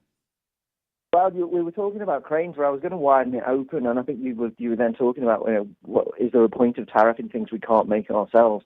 I mean, coffee would be the great example. I think we talked about that last time we were on, or Madagascar vanilla. The U.S. does not produce a lot of Madagascar vanilla. I remember Madagascar vanilla for sure. Yeah, I think I told you a long story about that. But I think this is a question not just for the U.S. It's particularly a question for the EU, and it doesn't matter. Maybe you're talking about green technologies or future technologies, but pretty much, or maybe you're talking about industrial might. If you put tariffs on inputs that either you can't make at home or you don't have the raw material supply chains to guarantee that production in the future, so whether there's tariffs on it or not, then you're pretty vulnerable. Now, I mean, I think the US this is things like rare earths. It's not just about the tariffs. It's do you have access to them? Have you got a secure supply chain? Because you need these for an awful lot of products. Europe hasn't. I mean, the US has got a lot more access to these minerals and commodities. But I think, if you're looking at industrial strategy on a bigger level in transport or beyond, the supply chain becomes absolutely critical to resilience of the economy, security, pretty much everything. And I do wonder, when we look at things like tariff policy, is that rushing, the U.S. economy or U.S. industry to a place where it's self-sufficient, or have people really thought through what are the inputs, and do we have long-term access to them in a way that is not actually going to be diminished by tariff policy? I don't know. What do you think about that, guys? Oh, I mean, I'll tell you, I was articulating this while we were buying time to get you back on the air. Mike King joins us, by the way, this morning. And one of the things I think people need to use history. This is where being good with history actually helps people understand. One of the reasons that the United States of America wins World War II as the great arsenal of democracy is that when you make a commitment to spend the other side into oblivion, and we've done that twice, by the way. This country has actually made a decision in wartime footing, both hot and cold, to literally say, you know what, we're just going to ramp up our spending and rely on the American taxpayer to get us out of and bond purchasers. That in order to kind of retool a country that has made the movement from a manufacturing sector to a communications and service sectors, then it requires the kind of large government spending on a scale of which we have never seen since World War II, and maybe in particular with the Reagan administration's build up towards the end of the Cold War, the attempt to bankrupt the Russians. That's the kind of thing that if you want that to happen in the blink of an eye, whether you're going to green an entire country, which we always have, we try to mandate that into existence, or whether you try to outmuscle somebody, you've got to actually do that. You've got to make a commitment to go to the people and say, taxes are going to be higher. No more tax cuts. We've got to basically spend a lot of money ramping up with a lot of government incentives, the manufacturing sector, till we can get it up to speed, and then have a conversation about putting tariffs on. The problem is if your trade opponents or your trade partners see you ramping that up, they're going to take certain actions to slow you down from doing it. Did that make any sense, Mike? Well, I think about that in light of U.S. Maritime policy, the idea of rebuilding U.S. shipping capacity, shipbuilding capacity, operations. I mean, even basic things like trying to recruit more seafarers, which is proving really difficult, even when people are being offered $200,000. Americans don't want to go to sea. But if you're going to do that, then and I think this is not just a Republican policy. I mean, this has got cross-party support. If you're going to do that, though, you need to make decisions that are going to make long-term sense, that people can plan their investment around. And there was a whole bunch of policies that were announced, and then they haven't been funded. They haven't. I mean, there was congressional talks not so long ago, but where's the funding? One part of that funding was going to come from fees on Chinese-owned, operated, or built ships calling at U.S. ports. Okay, so there's your funding block to rebuild, start rebuilding. And it's got to be a long-term plan. But then that was taken off the table when there was a deal between the U.S. and China. So if there's no consistency there, then it makes it very, very difficult for those commitments to be made. And if you're going to make those commitments, a lot of that expertise now resides abroad. So if you look at who's American friends, well, in shipbuilding, it's Japan and Korea and maybe some in Europe, because the US really hasn't got much left outside of building naval vessels. So where do you get that from? Well, quite often in these cases, that some of those countries have been subject to huge tariffs. So are they friends that help rebuild shipping, or is that a different relationship? Yeah, I mean, like I said, there are strategies, and they're breathtaking if you actually enact them. I mean, I'm just, like I said, I'm not talking about realities here. Sure, if the United States of America reinstituted the draft, actually reinstituted it and drafted people and actually made them do their service, which of course would expose a lot of people from lower economic strata into the possibility of learning trades and skills in a way that doesn't make them make the choice, but pretty much says you're there and you're in. Because one of the biggest problems, and we're starting to solve it over here, is the kind of stuff we're talking about, working on a frigate, working on an oil rig, working as a welder, all of that kind of stuff is out of the grasp of a lot of Americans who might actually benefit from it because there is no national plan to kind of put them in the pipeline. I mean, the kind of things to retool an entire country, to basically take it off of a 60-year shift, requires sacrifice. And one of the biggest problems that, you won't find in too many Western democracies is people getting on the television set and asking people to sacrifice. It's a good recipe for electoral disaster. So, it really is, yeah. I mean, and so, this is, like I said, it's a longer conversation. But like I said, there are policies of tariff that make sense to me. I'm just, like I said, what I'm noticing here, it just seems to me more like you're unfair, so here's what you got to pay. And I'm still kind of curious as to what the end game is. Like I said, you don't see as much strategy as you would like. What you see is aggravation at the tide of history over the last 60 years or so. Because this game really begins. Go ahead. Yeah, I was just going to, sorry, I didn't mean to interrupt. Going back to the Second World War, I mean, America's ability to industrialize the entire economy in a way that it was able to ramp up ship production and arms production turns the tide of that war and previous wars and other wars. You mentioned end of the Cold War, how to outspend Russia. So if you look at that historical trend, then what does that look like if a future world is about spheres of influence or it's about conflict with China? And sometimes being able to outspend your rival or outproduce your rival is probably enough to help you avoid war.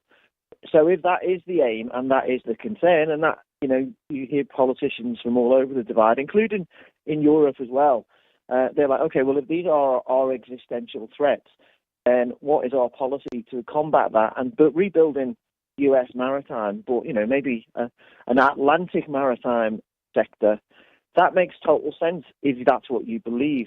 I don't see the consistency in policy that does that. Why does it matter if steel comes from Germany or parts come from Germany, or if they're made in the US, if your allies are part of that future strategy, if there's going to be a future American global bloc, then why penalize those allies and their economies if they are potentially your back to my point earlier about resilient supply chains?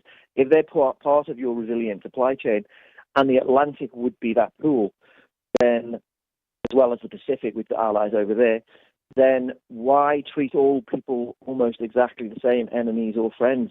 Because to build those supply chains, you need to build those relationships. So yeah, it's the consistency of policy, but the end goal, if that is the end goal, I see the sense in that. I just don't see how we're going to get there. Yeah, and that's the big thing, is the fact that, I'm going to put this all in perspective for people. All America had to do against Japan, Dave, at the Battle of Midway was fight to a draw. They won it. Because what people don't realize is that if every American carrier had been taken out at the Battle of Midway along with the Japanese could have put one more into the field in 6 months. The American industrial complex actually launched 11 aircraft carriers 6 months later. Yep. Let that land on people, and it was getting bigger and bigger by the minute. And that's the kind of thing that people don't understand, is that a war, basically you put everything aside, and then what you do is you let the economy outgrow the debt. I don't know if people know this, Mike, but the U.S. never paid off its debt during World War II. It simply just got so big, the debt got eaten alive by the GDP. Okay, that's a great history lesson. All right, in the next couple of weeks, let's talk about the Suez Canal. I don't know how we got here. I did this. I'm completely to blame for this. Let's talk about what the reopening of the Suez Canal is actually going to mean for the economy worldwide, and what it can mean in different segments of the shipping sectors. So I don't know how much people would know about how that affects the supply-demand balance in container shipping. So you were talking earlier about these diversions around the Cape. That plus port congestion. So you've got quite a lot of port congestion. We've had a lot in Northern Europe this year, strikes but not been able to cope with volume. And China, that seems quite ongoing. So that, together with the diversions, takes out about 10 to 15% of global container shipping capacity. Now, just a bit of context to that. Since 2018, we've had sort of circa 6% growth of the container shipping fleet and very, very little scrapping. So we've had supplies been increasing, and rates have been relatively high because of those diversifications. Now, there's still massive record order books for vessels. There's going to be a big, huge flood of ships coming in the next few years out of Asia. So we've got this supply snowball hurtling down a hill. Now, when ships start going through Suez, that 15% disappears. So excess capacity totally overwhelms demand, and how bearish demand is depends on where you're looking. But certainly in the US, it's not been that strong. Been growing quite quickly in other areas, but they're shorter distance from China, so that affects ton-mile usage. So diminishes effective, increases effective container capacity as well. So those things coming together, when the ships start coming through Suez, we have way too much capacity. And how that plays out in the short term and how it might affect people in the US a little bit, particularly in Europe as well. As those ships start going through, we're going to see a mad rush of ships that's going to totally congest Europe, and then they'll all go back to China, and then that will be really congested. So we're going to have months of short-term chaos. There'll be surcharges. This will play out on the eastern seaboard in the US as well, I would imagine, because a lot of those ships will come through Suez and into the East Coast. So you'll have this disruption. Probably won't be as bad as during the pandemic with that whiplash effect that we had then, but it won't be that far away from it. There's definitely going to be chaos. So that might keep things a little bit unpredictable on where the freight rates go, but inevitably after that point, once those networks and those services sort themselves out and we end up with a more efficient network, we're going to have way too many ships. And not that many. I mean, ships will start getting scrapped. They'll lay up, but there's going to be lots of blank sailings. So, if you're from a shipper's point of view, if you're buying ocean freight, if you're negotiating your contract, so that'll happen in the US in the next few months, but it's in the process of being happening on Asia, Europe now. The foot is, the ball is very much in your court. You can negotiate whatever rates you want almost. It's all on, everything's stacked on your side. But will you get the reliability that allows you to plan your supply chains? Because that is coming. I mean, I think it's more a case of when, not if, with the big question mark being, will Houthis resume attacks? And at the moment, that looks like a no. So when all of that happens, expect a big drop in eventually in 2026 of container shipping rates, but an awful lot of volatility and unpredictability as we see how container shipping lines rebalance, how they distribute their fleets, and how they rate profitability versus service. I'm telling you right now, you want to talk about a real wild card? Let's open the Suez Canal at the exact same time the Supreme Court of the United States tells the President of the United States that what you're doing is an illegal tax and overrules his tariffs. If that happens simultaneously, the administration will pivot and attempt other maneuvers to kind of reimpose them, but there could be a 6-month period of absolute chaos. So we'll leave it there. Total chaos. We'll leave it there with the promise that you'll come back again because, man, we could go on forever. Thank you, Mike King. My pleasure. My pleasure. Thank you. Thank you so much. Mike King is the creator and former host of the Lodestar podcast. He launched that in 21. He now dedicates his time to as a member and a founder of a club we're all members of, the Freight Buyers Club. Dave's a member. Didn't even know it. Didn't know it. Did not know it. We'll take a quick break here. We'll come back on the other side. Nemo Nation continues. And everyone is having a good time. I want you to go to truckdown.com. They serve 50 states and 8 provinces. And they'll get you out of the ditch and back into the season. Nemo Nation continues after these messages. Hold on tight.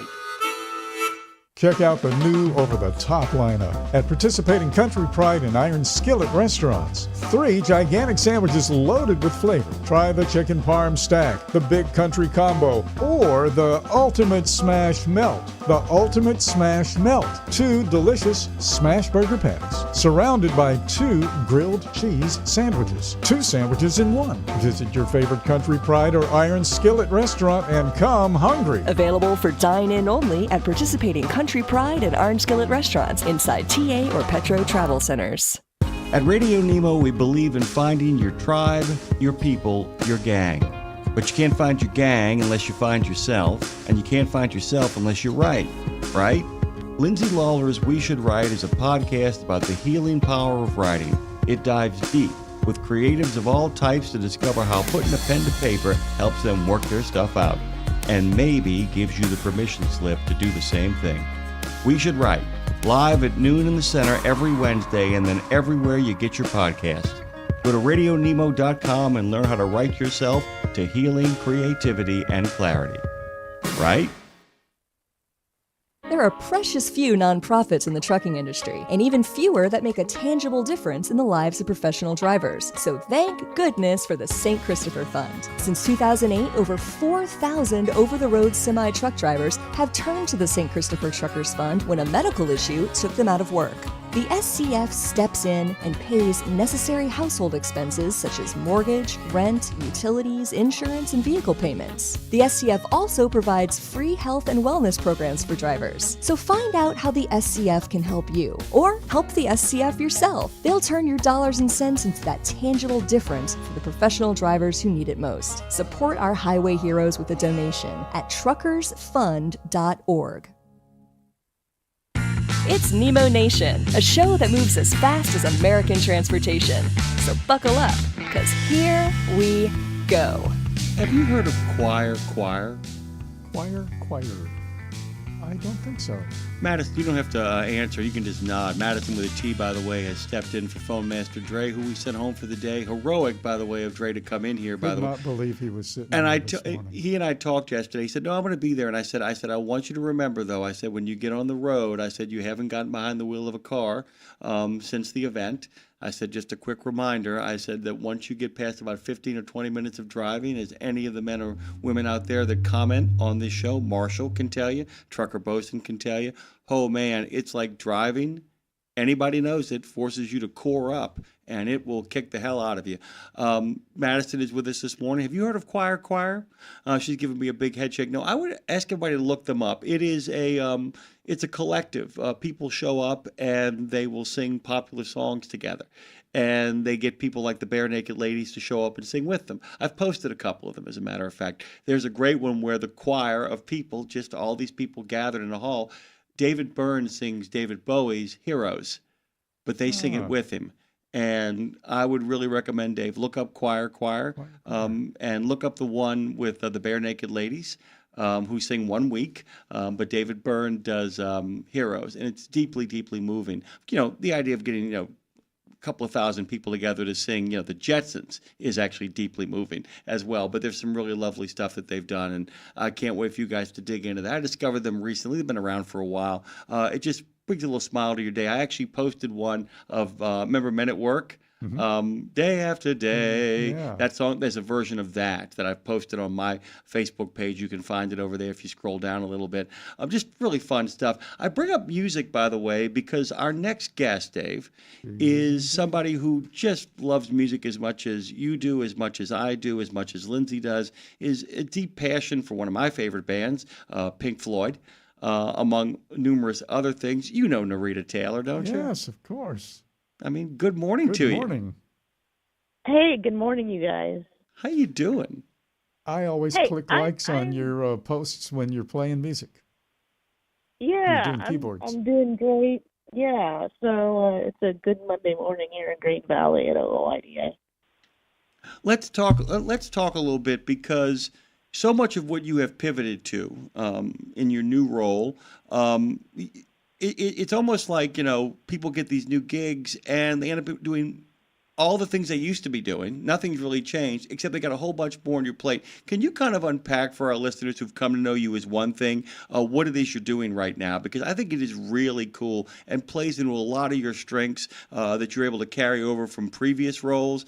And I just think it's really kind of amazing. I want people to get to know you better, because I think you're really an extraordinary human being, and give people a chance to know who Norita is. Sure. So, here at OOIDA, we do a lot of things for our members. And while I've been involved with media for the almost 19 years I've been here, and you're right, I am still involved with media. Case in point, I'm talking to you guys as a spokesperson. We have so many things going on here that we do for our members, and I'm going to be kind of shifting focus a little more on supporting our membership department and all the things that they do. We have and I know we're not going to spend a whole lot of time about everything OOIDA, because we've got some other things to cover here, but basically, there's a lot of stuff here, a lot of programs here that could use a communications and PR focus. A lot of our focus here over the years has been government affairs, and we've got a great team of guys working on that. So now I can do something really great and help on the PR side for our membership focus. And in some ways, what I'm really kind of curious is that, do you feel that transition, or is it just feel like, no, I've always been doing this and it's just a matter of this is where my focus is now? I know you do a lot. I mean, I know there's been a shift, but I mean, in some ways you always feel like I'm kind of born to be here. Oh, absolutely. Yeah, it's really just kind of a pivoting of priorities, increasing priorities. There may be a few other things on here, but yeah, I mean, the pie isn't so big. The pie is infinite, and I'm here to make sure that I fulfill everything I possibly can on the membership side from a public relations standpoint. Norita, one of the things that we haven't mentioned here this morning is that you are the president of the board of directors at the St. Christopher Foundation, the St. Christopher Fund, and you had a story about Jermaine Braxton, a driver who has gotten some help from SCF. You want to tell her story a little bit? Sure. And before I do that, it's just a real short testimonial, which basically, I want to encourage people out there when you know someone who could use help from St. Christopher Fund, to encourage them to reach out to St. Christopher Fund. And that testimony is an individual person who has been helped. And that's what we want to do, is we need to tell stories. Stories are what are compelling and exciting and inspirational. And we have a Jermaine Braxton that Courtney Neiman shared with me. Courtney is our executive director who took over for Donna Kennedy earlier this year. And Jermaine has been an over-the-road truck driver for 17 years and is also a recent amputee. I don't know which limb they were had amputated. He did. I don't have that information. And as a matter of fact, information is confidential. This person volunteered to have their information shared. Not everybody has to do that. Just because you reach out for help doesn't mean you have to share your testimony. Everything's confidential. And this person was thanking St. Christopher Fund for helping him stay afloat while he's unable to work as a long-haul truck driver. That sort of a testimonial says two things. Number one, Jermaine is a true truck driver, because truck drivers never want to talk about themselves very much. And I remember back in the old road gang days, people would call up the show and say, listen, I just wanted to tell you that something happened on I-35. It was last Tuesday. I had a flat tire, and a truck driver stopped to help me. But then the police and the fire truck came, and then he left, and I never got a chance. Can you explain? And I'm explaining this to the audience because we couldn't put people on the air at that point until later. Well, what I'm getting at is that 99.999% of the time when a driver helped somebody out on the road, they were gone as soon as help arrived, the official help. They were gone, took no credit whatsoever. And I kind of see that same reticence to be in the spotlight right there. And the other thing is, wow, what a dream. Look, what a dream come true for the founders of St. Christopher, to have a driver who's had an amputation and to say, thanks to the St. Christopher's Fund, I'm able to stay afloat. That is a dream come true for some guys who couldn't rub two nickels together when they put this thing together. And look where it is now. So thanks to you, Norita, and everybody that is involved with St. Christopher through the years, coming and going, Donna Kennedy for sure, to spearhead and then to continue to do this and make it a real thing. I mean, it's a real thing. It is, and that's exactly what they're here for, is to help you, and that is exactly the testimonial. There's lots of testimonials that we'll never hear about, like I said, because of confidentiality. And to your point about the ones that stop along the highway and then move along, they've got a schedule, they've got all kinds of challenges. Happy to help and stop and be the highway hero, but like you said, not always taking credit, not always putting their name out there. But, you and I are out here to make sure they do get the credit when we can, as much as we can. Indeed. Let me take everybody through this really quickly. You can find them on Facebook at Trucker Fund, at Instagram at Trucker Fund, at Twitter at Trucker Fund, what's now known as X, LinkedIn Trucker Fund. TikTok is Truckers Fund, that's with an S, and of course truckersfund.org. If you head there, you'll find out that truckers are responsible for transporting 73% of the country's freight. The world relies on you guys to get medicine, food, raw materials, other essentials. Without you guys, we wouldn't be able to receive the needs that so many of us depend upon. They sacrifice their health and their families to keep America moving, and that's where the St. Christopher Fund comes in, taking care of the gaps that often happen during medical emergencies. They don't take care of the medical emergency, they take care of all the other stuff that happens to fill in the gap. Who pays the insurance? Who pays the rent? who gets the groceries, all that kind of stuff. That's where the Truckers Fund comes in. You guys have a focus this month on health and wellness, and I want to talk a little bit about that because, after all, this is, I call, month 2 of the 15 pounds we gain over Christmas. Actually starts on Halloween Day and goes all the way to the Super Bowl. You guys are really focused on making sure people's healthy choices happen this month at a much more mindful level, correct? That's right. You know, what people really need to understand is that the St. Christopher Truckers Relief Fund is not just about providing aid. They also have a health and wellness department, if you will, led by a very talented and knowledgeable person. Her name is Lindsay Bryan, and it just so happens I got a little bit of more information from her early this morning before coming on because I wanted to make sure if there was anything else she wanted shared, and I do have something really cool to share before we log off of here. But before that, I'll just give the general outline about the Driven to Be Healthy program, which has 5 different segments within it with St. Christopher, having to do with quitting tobacco use, having better healthy habits, preventative screenings, diabetes prevention, and a vaccine voucher program. And, you know, we want to make sure people are taking care of themselves because we want to do everything we can to make sure you're not in the position of, you know, being out of work due to illness. And that's why we do have someone that can help you, that gives some one-on-one help in a variety of these areas.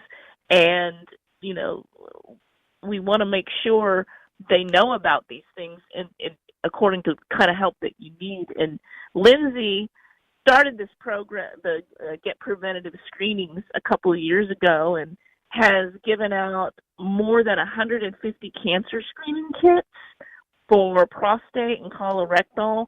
And I have something else to announce on that line here in a minute. But before that, I'll just make sure people know that with all these other preventative programs, she provides one-on-one help in whatever way works for you, whether it's Zooms or texts or emails. And like I said, Lindsay Bryan is really, really knowledgeable as our health and wellness manager. All right, get to the cool announcement. You can't tease a cool announcement and then not make it. What's happening with this cool announcement? Okay, so next year in January, we are anticipating the launch of a new cancer screening for cervical cancer screenings. So that means, and it just so happens that January is Cervical Health Awareness Month. So this means we'll be able to take care of the female drivers out there, not just the guys with these cancer screenings. And we highly encourage you to, you know, in order to take advantage of these, you do have to reach out to St. Christopher and fill out some information and get with Lindsay on that. But that was what she shared with me just recently, that I wanted to make sure and take advantage of the opportunity to share with listeners. That is awesome news. I'll tell you, I just took my yearly physical last week, and I asked the doctor, I'm 77, I asked the doctor, I said, can you put the PSA test on this? He says, after you're about 70 years old, you don't really need that. If it's high, you're going to outlive it. You know, if you have cancer, prostate cancer, and nothing. Well, okay. You know, really, I mean, that's the general gist of prostate cancer. If you're old enough, you'll outlive it. Not so with cervical cancer in any way, shape, or form. So that is critically important. Absolutely. And like I said, with our diabetes prevention program, she has a 12-week program. Well, she'll get together with you with tobacco cessation. That's a big one. We call it Rigs Without Cigs. Mm-hmm. But it's great. Not just That's the best name cigarettes. ever. Yeah, isn't it? But it's not just cigarettes. You know, it's any kind of tobacco use of any kind, nicotine use. Because since that name was put in place, the ways of using nicotine have increased. You know, there's all kinds of, there's vaping and patches and all that kind of stuff. So we want to make sure that if you're trying to quit any of those things, we have a way to help you do that. Let's talk briefly before we call an end to this rivalry. Let's talk briefly about the end of the year giving, what you guys are hoping for, what you guys are looking for, how people can help, how carriers can help, how small trucking companies can help, and even how individuals who are well-heeled and willing to give can help you guys get to your goals. Sure.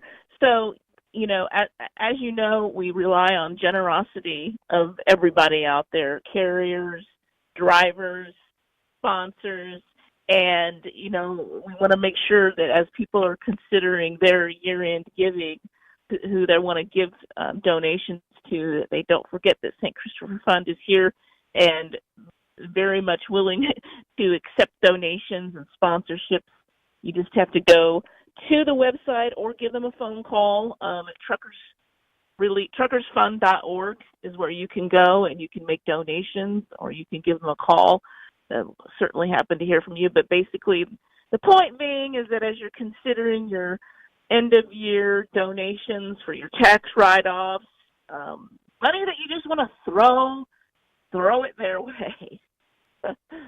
By the way, we've been joined this morning by public relations guru, a lady who is deeply involved in making sure the membership gets what it needs over at OOIDA, accredited public relations practitioner, PR accreditation coach, community theater volunteer, which is one of my favorite parts about her, musician and photographer, Norita Taylor. It is always a pleasure to have you on. We love having you. And by the way, thank you for all the great work that you do. Thank you for putting the best possible face on one of what I know is one of Dave's favorite accomplishments that he's ever been involved in. Thank you so much. Thank you. Thank you guys for having me anytime. Bye-bye. All righty. We're going to do a little bit of a breath here for a second, come back, and Dave and I are going to kind of shoot the breeze before our next guest arrives.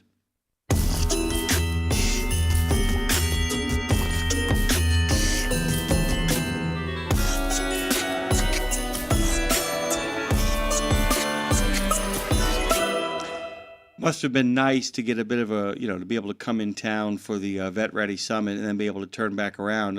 It puts the week you did last year in perspective, doesn't it? Yeah. That was a long week. Yeah. That's a long week. I'm telling you right now, that week is, Dean actually, when he was at the Women's Memorial with Lindsay and I, he made mention of that. He could not believe how exhausted he was at the end. Mm-hmm. It is, it's a lot of fun. It's a lot of celebration, a lot of solemnity. You made the point about the idea of being there for both those who are no longer with us, but also in the middle of it, I love the fact that we have this big event that is about, okay, so if we really want to honor those who have served, let's honor those who are still with us, which is with the whole kind of middle of the thing that Fastport provides. And the connection between those two organizations grows deeper on a regular basis. As you know, Brad is the MC. For the gala. He really knows how to do it. He knows how to do it, man. If you ever have an event where you're like, man, this thing is just going on. How do I bring this to an end? How do I land the plane? And at the same time, how do I honor the people that need to be honored? The first phone call you should make, even if you don't have him doing the MC work, but helping you organize it better, has got to be to Brad Bentley over at Fastport. It is that simple. But that week is...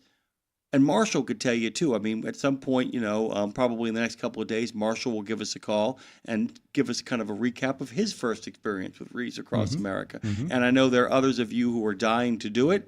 I would recommend start making your plans now. Now is the best time to do it. We're going to make kind of a recommitment to it over the course of next year as well, Dave. We saw that when we did a little bit of promotion and sent people in the right direction, they bought Reeves from our page. Now, some of that was based on my birthday, but there are other birthdays coming up, other times that we can call attention to it and really raise those numbers. I have some thoughts as well, too. But, that's one of the things that you pick. You can't do everything, so you pick what you do and you focus on that and you do the best possible job with it. There was an old song called Do What You Do Well. Right. And that's really what it kind of comes down to. And hopefully, like I said, it was... This was the most interesting year I've had, and it all begins with our friends at American Airlines. Wow, that was a saga. Well, yikes, every time I looked at my phone, you were in some travel distress situation that you couldn't get out of until you could go here, but you couldn't go there because you couldn't go here, and that person over here wasn't where they were supposed. I mean, it was crazy. I made a commitment to do, and I've still got a couple of these to do today before we actually have our kind of our recap and debriefing meeting at the end of the day.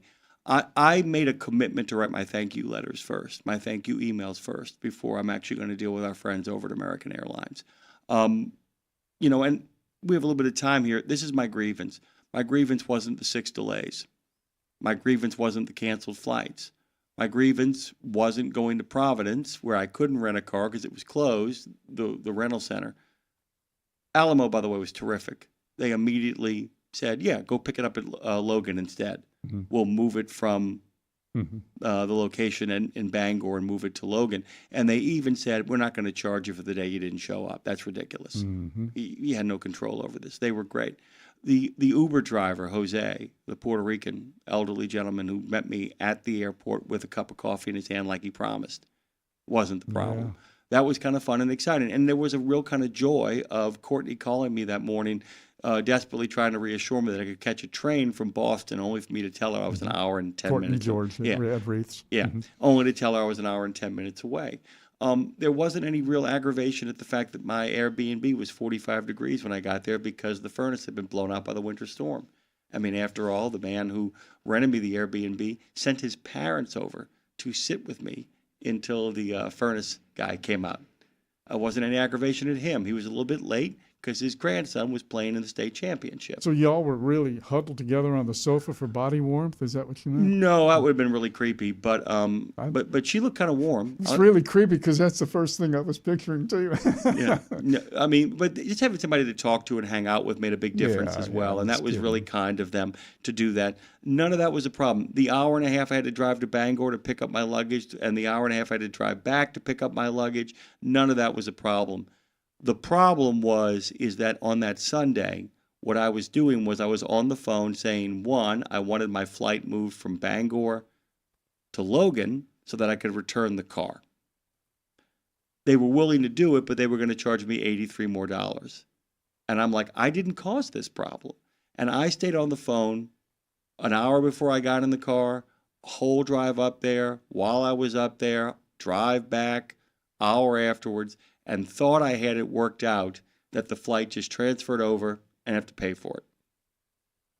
And when I got to the airport that morning, thinking everything had been worked out, the first customer service person was rude to me, was at Logan Airport, and he was not kind, and he was a snit. I don't care what neurodivergence is going on. If he's got a neurodivergent problem, then he shouldn't be doing what he's doing, not right around Christmas at an airport at Logan in Boston.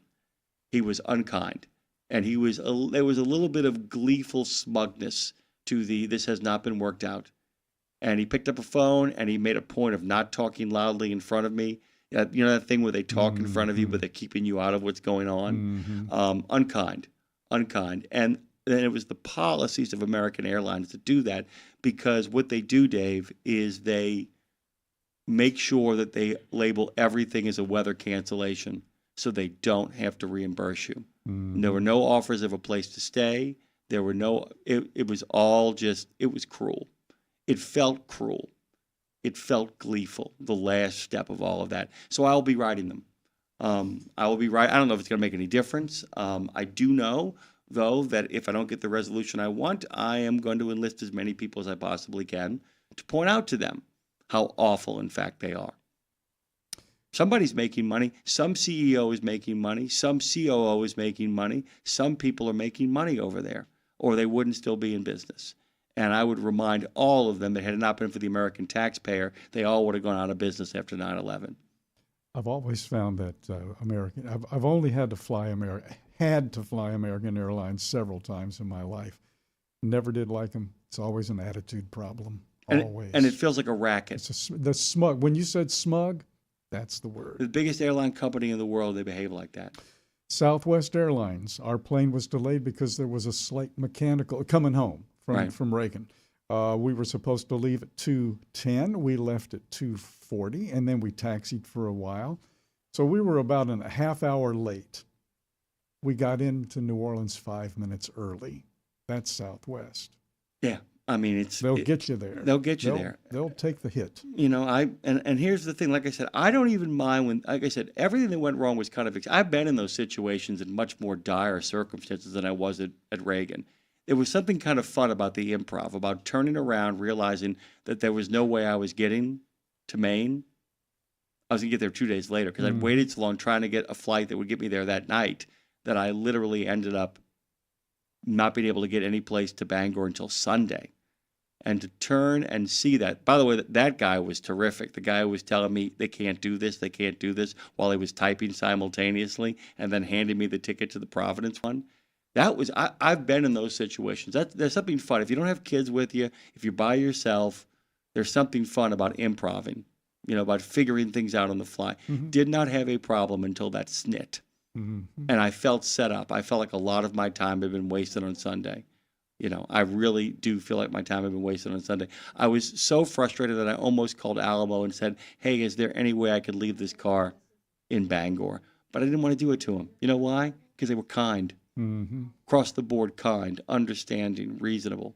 These people were not. That even the good customer service people I dealt with, their first reflex was to behave like an insurance company about paying my, premium. Mm-hmm. That's what it felt like. It really felt like that. It was badly handled.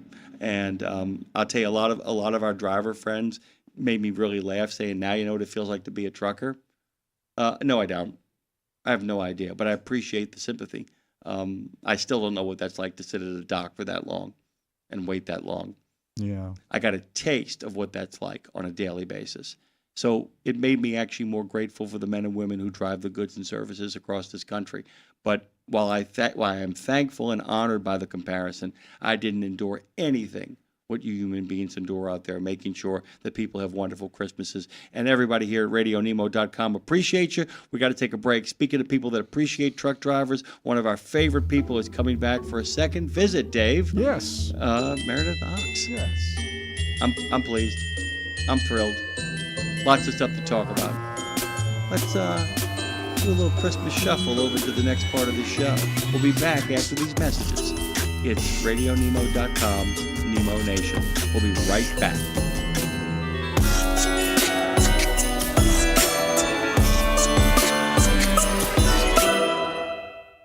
You know Castrol for passenger car oil and racing, but did you know that they're in the heavy-duty over-the-road market? Well, Castrol's CRB Multi 15W40 and Vecton Long Drain 10W30 are now available at TA Truck Service Centers nationwide. This is the partnership in preventive maintenance. TA Truck Service and Castrol, offering you premium products and performance at great price points every day. Castrol, performance for the long haul, guaranteed. The Soup Nazi says no soup for you, but we've got plenty of alphabet soup for you on Nemo Nation every Monday. You'll know what's going on at FHWA, TCA, ATRI, CARB, NHTSA, NACFE, OBAC, NTSB, ATA, RLA, NMFTA, DOT, CVSA, TXTA, NASTC, NAPTA, and of course OOIDA and FMCSA, and more. Dave, we're gonna need a bigger bowl. Did you know it's extremely easy to join the Wreaths Across America mission to remember our fallen heroes, while at the same time honoring those who are currently serving our country and their families? Plus, you're helping to teach our younger generation about the value of freedom. With just one $17 donation to Wreaths Across America, you're sponsoring a fresh Maine Balsam Remembrance Wreath. They've really become a symbol of America's respect for those who bravely served and are no longer with us. To sponsor your wreath, just visit wreathsacrossamerica.org. That's wreathsacrossamerica.org. We're back on Nemo Nation with another fast-paced Fast Sports Studios half hour. What's the rest of the week look like for you, Dave? Tuesday through Friday, let's see. I got the jam session Wednesday night, and that's about it. Oh, officially speaking, that is. Who's going to be there? Well, gee whiz, Amy, T. Willie, Jonathan, just about all kinds of great musicians. Billy will be there. A bunch of Daves, a bunch of Cheryls. There's 5 Cheryls that show up. Any new covers you guys are going to do? Anything you got planned or doing differently? Anything you want to show people on Wednesday, or anybody's working on something? Yes, Amy and let's see, Amy and wow, I'm so bad at names off the top of my head. I'll think of it in a sec. She's on bass, and Daniel Mackin, D-Mac on keys, and our good friend that I can't remember his name at the top of my head because I'm on the radio, on drums. So I'm going to do a trio, and they're going to do a Vince Guaraldi concert. Oh, really nice. Yeah. Amy's on bass, hoping somebody hits a single. All righty, there we go. We got a great friend joining us this morning. Would you care to do the honors of the introduction? Meredith Ochs is joining us again, and so glad because we talked with Meredith just for a brief moment last time because we had a little bit of telephonic consultation problems, but here she is back. Good morning. Good morning, Nemo friends. You know, I was, Jim mentioned something very briefly about American Airlines just a moment ago, and he said, before I'm going to write my thank you letters before I write this letter. And I was in bed last night, and I'm thinking about writing a thank you letter to the Worcesters and, you know, what I was going to put in it. And then I thought about you coming on the show and something that you said that you have done what I have done much later chronologically, that you've gone through the broadcast, the satcast, and now the podcast world. I don't know what's next. I think Thoughtcast is next. Thoughtcast. Think about it. That's right. Yeah. I have been thinking about it, Dave. A lot. Yeah. But, you know, it's so funny because it's so weird because I keep saying, well, you know, I'm the old guy. I'm always the old guy in the room now, which is cool, right? I mean, you know, that's great to be that. I think so, yeah. But so I can go back, well, you know, when I was boy, we really did walk uphill both ways. Well, we really did have to queue up tapes and use razor blades and Scotch tape to make commercials and things. And that seems so long ago, and it was. But in your young life, you were doing the same thing, and the time warp, you know, from Rocky Horror, I think is real, right? Well, as a proud member of Generation X, I say we are the first generation that like grew up analog and graduated into a digital world. So, yeah, I was started in radio. There were cart machines, those awful. They look like 8-tracks. They're heavy, cumbersome. They would always fall off a shelf and clatter to the ground when you were on the air. And, you know, within a very short time, everything was revolutionized. And I just remember being very nonplussed about it, thinking, okay, this is the new thing. We're going to learn it and move on. Yeah. You know, those carts, those well, if folks remember the 8-track cartridge, that was a commercialization of a broadcast tool.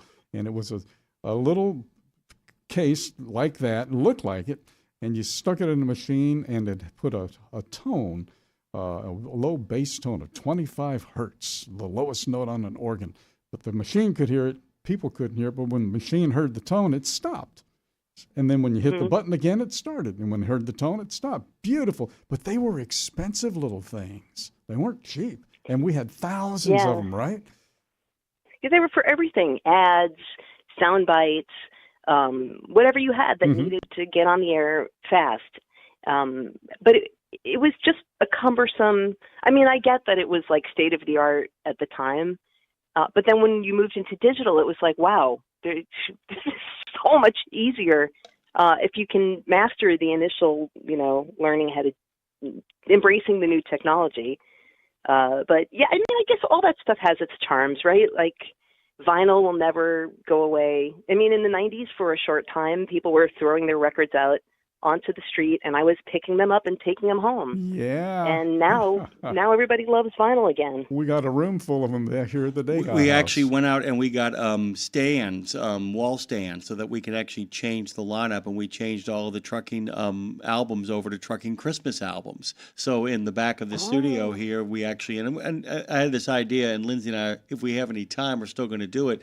I'm just going to like get my gimbal out and film all of them, and then tell her what a different Christmas song from each one, and she'll just do a medley as I kind of pass by each one of them to kind of fill up the time. Because one of the other things that people have to do, this is another question I have for you, actually. I've been thinking about this a lot recently. Lindsay asked me this question over lunch. She said, you know, you don't really do social media, Jimmy. I used to in another incarnation of myself about over a decade ago. Do you find do you find that there are things that you know exactly how to do them in regards to posting or video postings or algorithms and all that? You're just like, I don't want to do that. You know what I'm saying? Where you know exactly what it would take to actually build a massive social media presence or a massive kind of viral presence, and you know exactly the amount of work, and having looked at it, you went, I don't want to do that. Somebody else do that for me. Do you struggle with that? Yes, and it's an interesting point because it comes down to content creation. So when the internet was just a little baby, and it was wild. People were throwing money at me, piles of money to write content. Content was like gold. Now, content is valueless. People who freelance write are making less now than they did in the 90s or early aughts. And it's like the influencers who are on social media, and that's their job. They make a lot of money. So when I sit down to do a post, which I rarely do, I think, is this going to take me hours? And I'm not getting paid for this. So I don't want to do it. Like I never wrote for free. Even if someone would pay me $10 for a little review, I would do that. But I never wrote for free because I believe that, what you do, you put a price on it and it has value. If it doesn't have value to somebody, it'll have value to somebody else, but it has to have value to you. So yeah, I don't post a lot on social media because it's such a big business now. People don't realize that, but they're the consumer of all these influencers who are churning out content and making huge. I can't even believe what these guys take home in a year. It's outrageous. But at the same time, this is what makes me crazy about it. And this is not me, this is the great procrastinator. And because procrastination, by the way, guys, as we've discovered, is not about laziness. Laziness is a commitment to excellence. God bless those people. People who actually, no, it really is. If you're genuinely lazy, if you're Rip Van Winkle, God bless you. You're like, I ain't doing it. I don't want to do it. And I don't care if I can do it or not. And if people say to me, well, I guess you really couldn't do it. I guess I really could. And I'm going back to bed. Awesome. We now know that procrastination is about the narrative that people create about themselves. If I don't try and I run the clock out, I can always claim, well, if it only had more time, I could have pulled it off. Or they wait till the last minute and try to pull it off. I got to tell you, man, when it comes to social media stuff, I know exactly what is necessary. And I'm like, I'm getting too old for this shit. I'm just going to say that straight up right there. And it's like there is that great wrestling match because there are avenues, by the way, at which you can make a lot of money doing it. And I do think part of me is hopeful and part of me is despairing about this. I go on to LinkedIn now and I see what actually AI slop looks like widespread. The number of people who are using the same cartoons, the same imagery, the same editing processes, I don't think they realize it. They're actually proving to me that creatives are great and people who actually work for a living are great. It's everybody in the middle that's going to get squeezed out of this. Sorry, it's just a pet peeve of mine. I actually think that the ability to generate content is now invaluable because so much of the stuff that's out there looks like AI. Have you found that as well? I wish you were an editor at every publication because they are now doing listicles and other kinds of, and they'll say this article was partially generated by AI. And by the way, there are lawsuits. If you published a book as I did over the last 10 years, you may be able to be part of some class action lawsuits where, some AI took your intellectual property and used it. So there you go. There's another way to make money. Charles Dickens was really cheated out of a lot of money because there were no real copyright laws when he wrote a Christmas Story. He had the solution out of it, though, by the way. He actually figured out a way out of it, how to make money. And what he did is kind of ingenious. Yeah, he went around talking. He went around talking. And that's what the Grateful Dead, Paul Krugman's great essay, We're All Deadheads Now, argues that basically the way out of the hell is to remember that you can't AI real life. And that personal appearances, if you're a good entertainer. But that's the other thing, too. There's a lot of social malcontents who are terrific writers and couldn't talk their way out of a paper bag with an axe if the bag was wet. Oh, dude, I don't hang out with writers. We're a miserable lot. I mean, my friends I have a few writer friends, but and they're not miserable. They're fine. But I mean, maybe they are sometimes. Yeah, miserable. Like Come on. They're listening. They are now, Meredith. I mean, geez. But that's a great lesson in how to take whatever is coming that's new in your field and work around it, work it to your advantage, figure out a way around it. Yes, AI is going to take away a lot of jobs, but if there's a way to figure, if you can entertain and you can figure out a way to do that, like you guys have done with this service that you're on now, that's priceless. You can continue working, and that's great. The whole goal is we stay doing what we love, and hopefully somebody pays us for it. We had a guy on the show a couple of months ago when we first started, Julian Simpson, who is a BBC showrunner and podcast creator, a really, really talented dude. And Lindsay asked him the question if he was worried about AI or if he hated it. And he went, no, I don't care. He said the kind of people who think an AI evening of entertainment is enjoyable wouldn't like my stuff to begin with. And he said, I'm always kind of banking on the fact that there are enough people out there who really, and by the way, it's already happening, I think, to some degree, where people are just like, I think the word slop is perfect for AI because you feel like you've literally slipped in something that was served in a badly lit cafeteria when you see this stuff.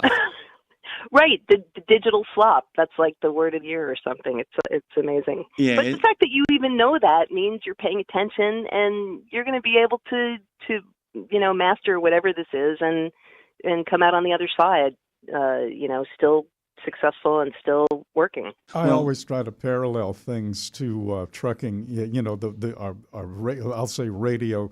You're in a room by yourself at night. It's small. You got a screen, and the truck driver's in a truck by himself at night. He's got a steering wheel and a windshield, and you try to parallel that. And the idea of that I was going to tell you is gone, so I have no idea what I was going to say.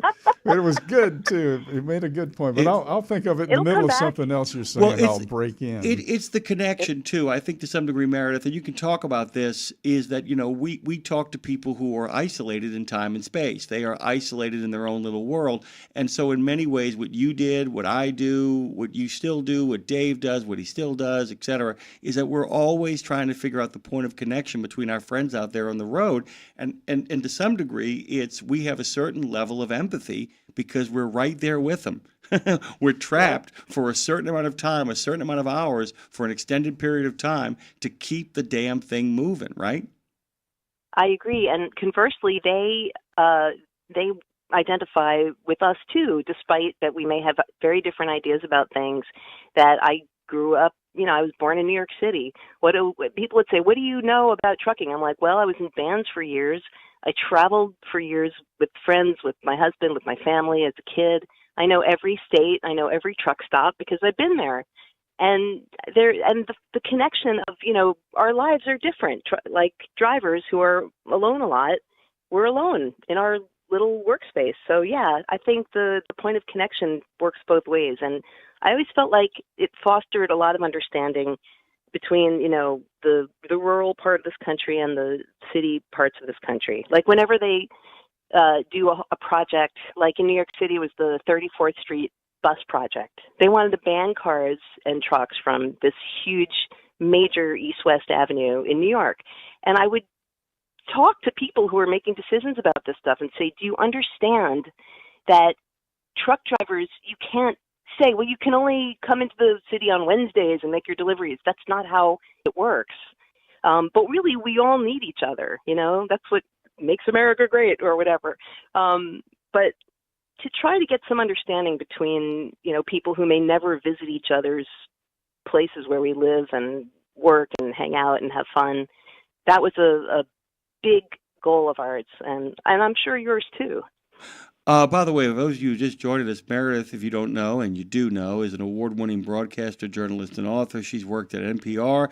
She's been a musician. She still is one. She's been a songwriter. She still is one. Oh, wait, she's still a DJ. She's a specialty food judge. She's been a boat skipper, an MC, and a photographer. For those of you who actually go back with us, for a decade and a half, she worked at Sirius as a talk show host on the Road Dogg channel and a DJ on the Outlaw Country channel. And by the way, is it the fifth book that you're currently working on? Yes, fifth book, first work of fiction. And that was the one thing we got a chance to talk about last time. So this is a question I wanted to ask you, and a lot of our listeners, by the way, many of whom have multiple skills as well. One of the hard things about doing what you do is, I call it writer's or creative glut, where people don't have writer's block. People who can really write don't have writer's block. What they have is a glut. They have like 6 or 7 things they want to create simultaneously, and each one of them jams right at the point of entry. How do you decide which one of those you're going to pluck out and ignore the rest of them that are screaming at you to be created? I tend to work laterally, which is a blessing and a curse, because you feel like you're never making progress, but you are. Like, I'll go from project to project, like back and forth. So I'm now working on this novel, but I'm also working on a children's book. So when I get frustrated with one, I go work on the other, or I go play guitar for half an hour. You kind of try to use each project to propel the other one. That's how I do it anyway. The difficulty for me is, if the moment I pick something, is everything else that I was thinking about working on becomes a point of plunder raid. And you know what I'm talking about, where you start working on the one thing and you realize, hey, in the other 3 or 4 ideas, there's some stuff from there I could steal, and then you end up stripping down the rest of them for parts to create the one thing you decided to focus on. But I do know people that work laterally and work laterally very, very well, because it almost becomes like one is an island that you retreat to regain your sanity while you're trying to work on the major thing at that point. How's the novel coming? Oh, it's frustrating as hell. I mean, it's fun. I love these characters. I also hate them, and I think that's good. Like, I love to hate watch stuff. Like, people tell me, I hate the characters in that TV show, I can't watch it. I'm like, that's why I'm watching it, because I can't stand these people, and I need to understand them. So I don't know. When you're writing a book like that, these characters live in your head. Sometimes they start talking to each other. So I run over to my laptop and start writing down dialogue that might feel more authentic than if I sat there and tried to force dialogue out of me. That I find is it used to be difficult. I think I've gotten better at it, but it took years to write good, dialogue that sounded like actual people talking. I am, by the way, I am really thinking about writing a comic novel about my experiences of the decade I've been in this world. I am absolutely contemplating that, because I got to tell you, after the week I had last week, it's one of those things too, though, you have to be so careful, because anytime you write fiction, if you have an axe to grind, or you have feels, as some of the kids call it, if you're in your feels, you often get kind of swept away by the inability to kind of take a 30,000-foot God view. Do you find that the material you're working on now, you're able to kind of look down on them and be like, or do you find yourself too much on the ground with them from time to time? I'm really good about not axe grinding. Like, I don't use writing for that, because when you do that, I don't know, I think it's very obvious, and a reader will be like, well, why am I reading about this person's petty grievance against this other person? Like, I'm really good at avoiding that pitfall, and I think that's a huge pitfall for a lot of writers. They're doing something for some kind of catharsis, and some who I know will never get that catharsis because they are truly unhappy people, and they just keep grinding that axe. I've managed to avoid that through like meditation and therapy and good friends, and you have to balance it out. But yeah, I mean, I try to take the kernel of whatever it was that interested me. Like, why am I interested in this? And figure out a way to make it more entertaining so that it'll resonate with more people. And I think that's where you get a successful character, a successful narrative arc. And that's what I usually aim for. The thing I found is, if I start off by axe grinding, my favorite trick is to then at one point just take a breath and say, okay, now why is the axe grinder himself an idiot? And I find that tends to balance things out, that if you can laugh at yourself in the middle of an axe grind, you might find that you're willing to put the axe down and kind of look at things from an honest and compassionate point of view. All right, so let's talk about, along with the book and the children's book that you're working on, when's the last time that you've been a food critic? I'm kind of, or a taster. I'm always obsessed with people's food eating habits. I reviewed a restaurant not too long ago. It was like a I don't know, in a town about 20 minutes from here, and it was absolutely wonderful. And I find I'm at a place in my food writing journey. Like, I could probably write a food memoir because food is, I mean, anybody could write a food memoir, right? We all have very specific memories of the first time we ate something, what it tasted like when you were a child, and then how that affects your palate going forward. But I love it that I'm at this point where I can really go into a place or try a product. And I did a lot of this over the last few years. I consulted with companies about the taste of their, whatever they were making, the ingredients. I'm really very big on clean ingredients. I don't understand why companies are still putting a bunch of junk into their food, stuff that people gave up like eating 20, 30 years ago because we know it's not healthy and it's just a filler. I get they're doing it for profit, but I don't know, to me it tastes weird, when you could just have something with simple ingredients that is so delicious that connects you to a memory or, whatever, or something even bigger. I really think if people sat down to eat a good meal together, we could solve a lot of problems in this world much more expediently. I have a recommendation for both you and Dave. Next time you're in Washington, D.C., trust me on this. It's called Moon Rabbit. Yeah? Moon Rabbit is just terrific. He's a Louisiana native. He's Vietnamese. It's Vietnamese Creole, Vietnamese Cajun. And by the way, guys, I've had some of that. Yeah, it is not a mashup, by the way, because a lot of Vietnamese cuisine is French colonial, and we had a tasting menu there, which was the most unbelievably. I'll put it this way: it was a full tasting menu of the restaurant, under $100 for the tasting menu. And by the way, guys, I didn't pay for that meal. Don't think I'm living up in that stratified area. It's really terrific. It is really, really How good. did you get out of there without paying? I always do that. I always try it, and I always get. Ooh, dine and dash. No, I don't dine and dash. What I do is I just I'm kidding. I know. I get the check rolled across to me. I'm like going, oh my God, this is outrageous. I won't pay if I was you. And then I just pass it off to somebody else. Yeah, and they that's a usually nice take way to care of handle it. it. It's really Yeah. kind of nice. But yeah, Moon Rabbit is. The thing that I really loved about it, and it goes back to what you were saying, was you could taste the freshness of the food. You could taste it. Yeah. You could taste there wasn't anything fraudulent, phony, manufactured, frozen, none of it. It was all just, straight off the trucks. By the way, speaking of trucks, I know you want to give a shout out to our friends out there. Who, me? Yeah, you. Yeah. I love my road dogs. I miss you guys, and I am still your eternal fangirl. And I have made it a mission in my life to explain to people in urban areas why they need to give trucks literally a wide berth. You cannot take a major street away from drivers who are trying to bring you stuff. Everything in this store, everything in your apartment. And I have changed a lot of minds.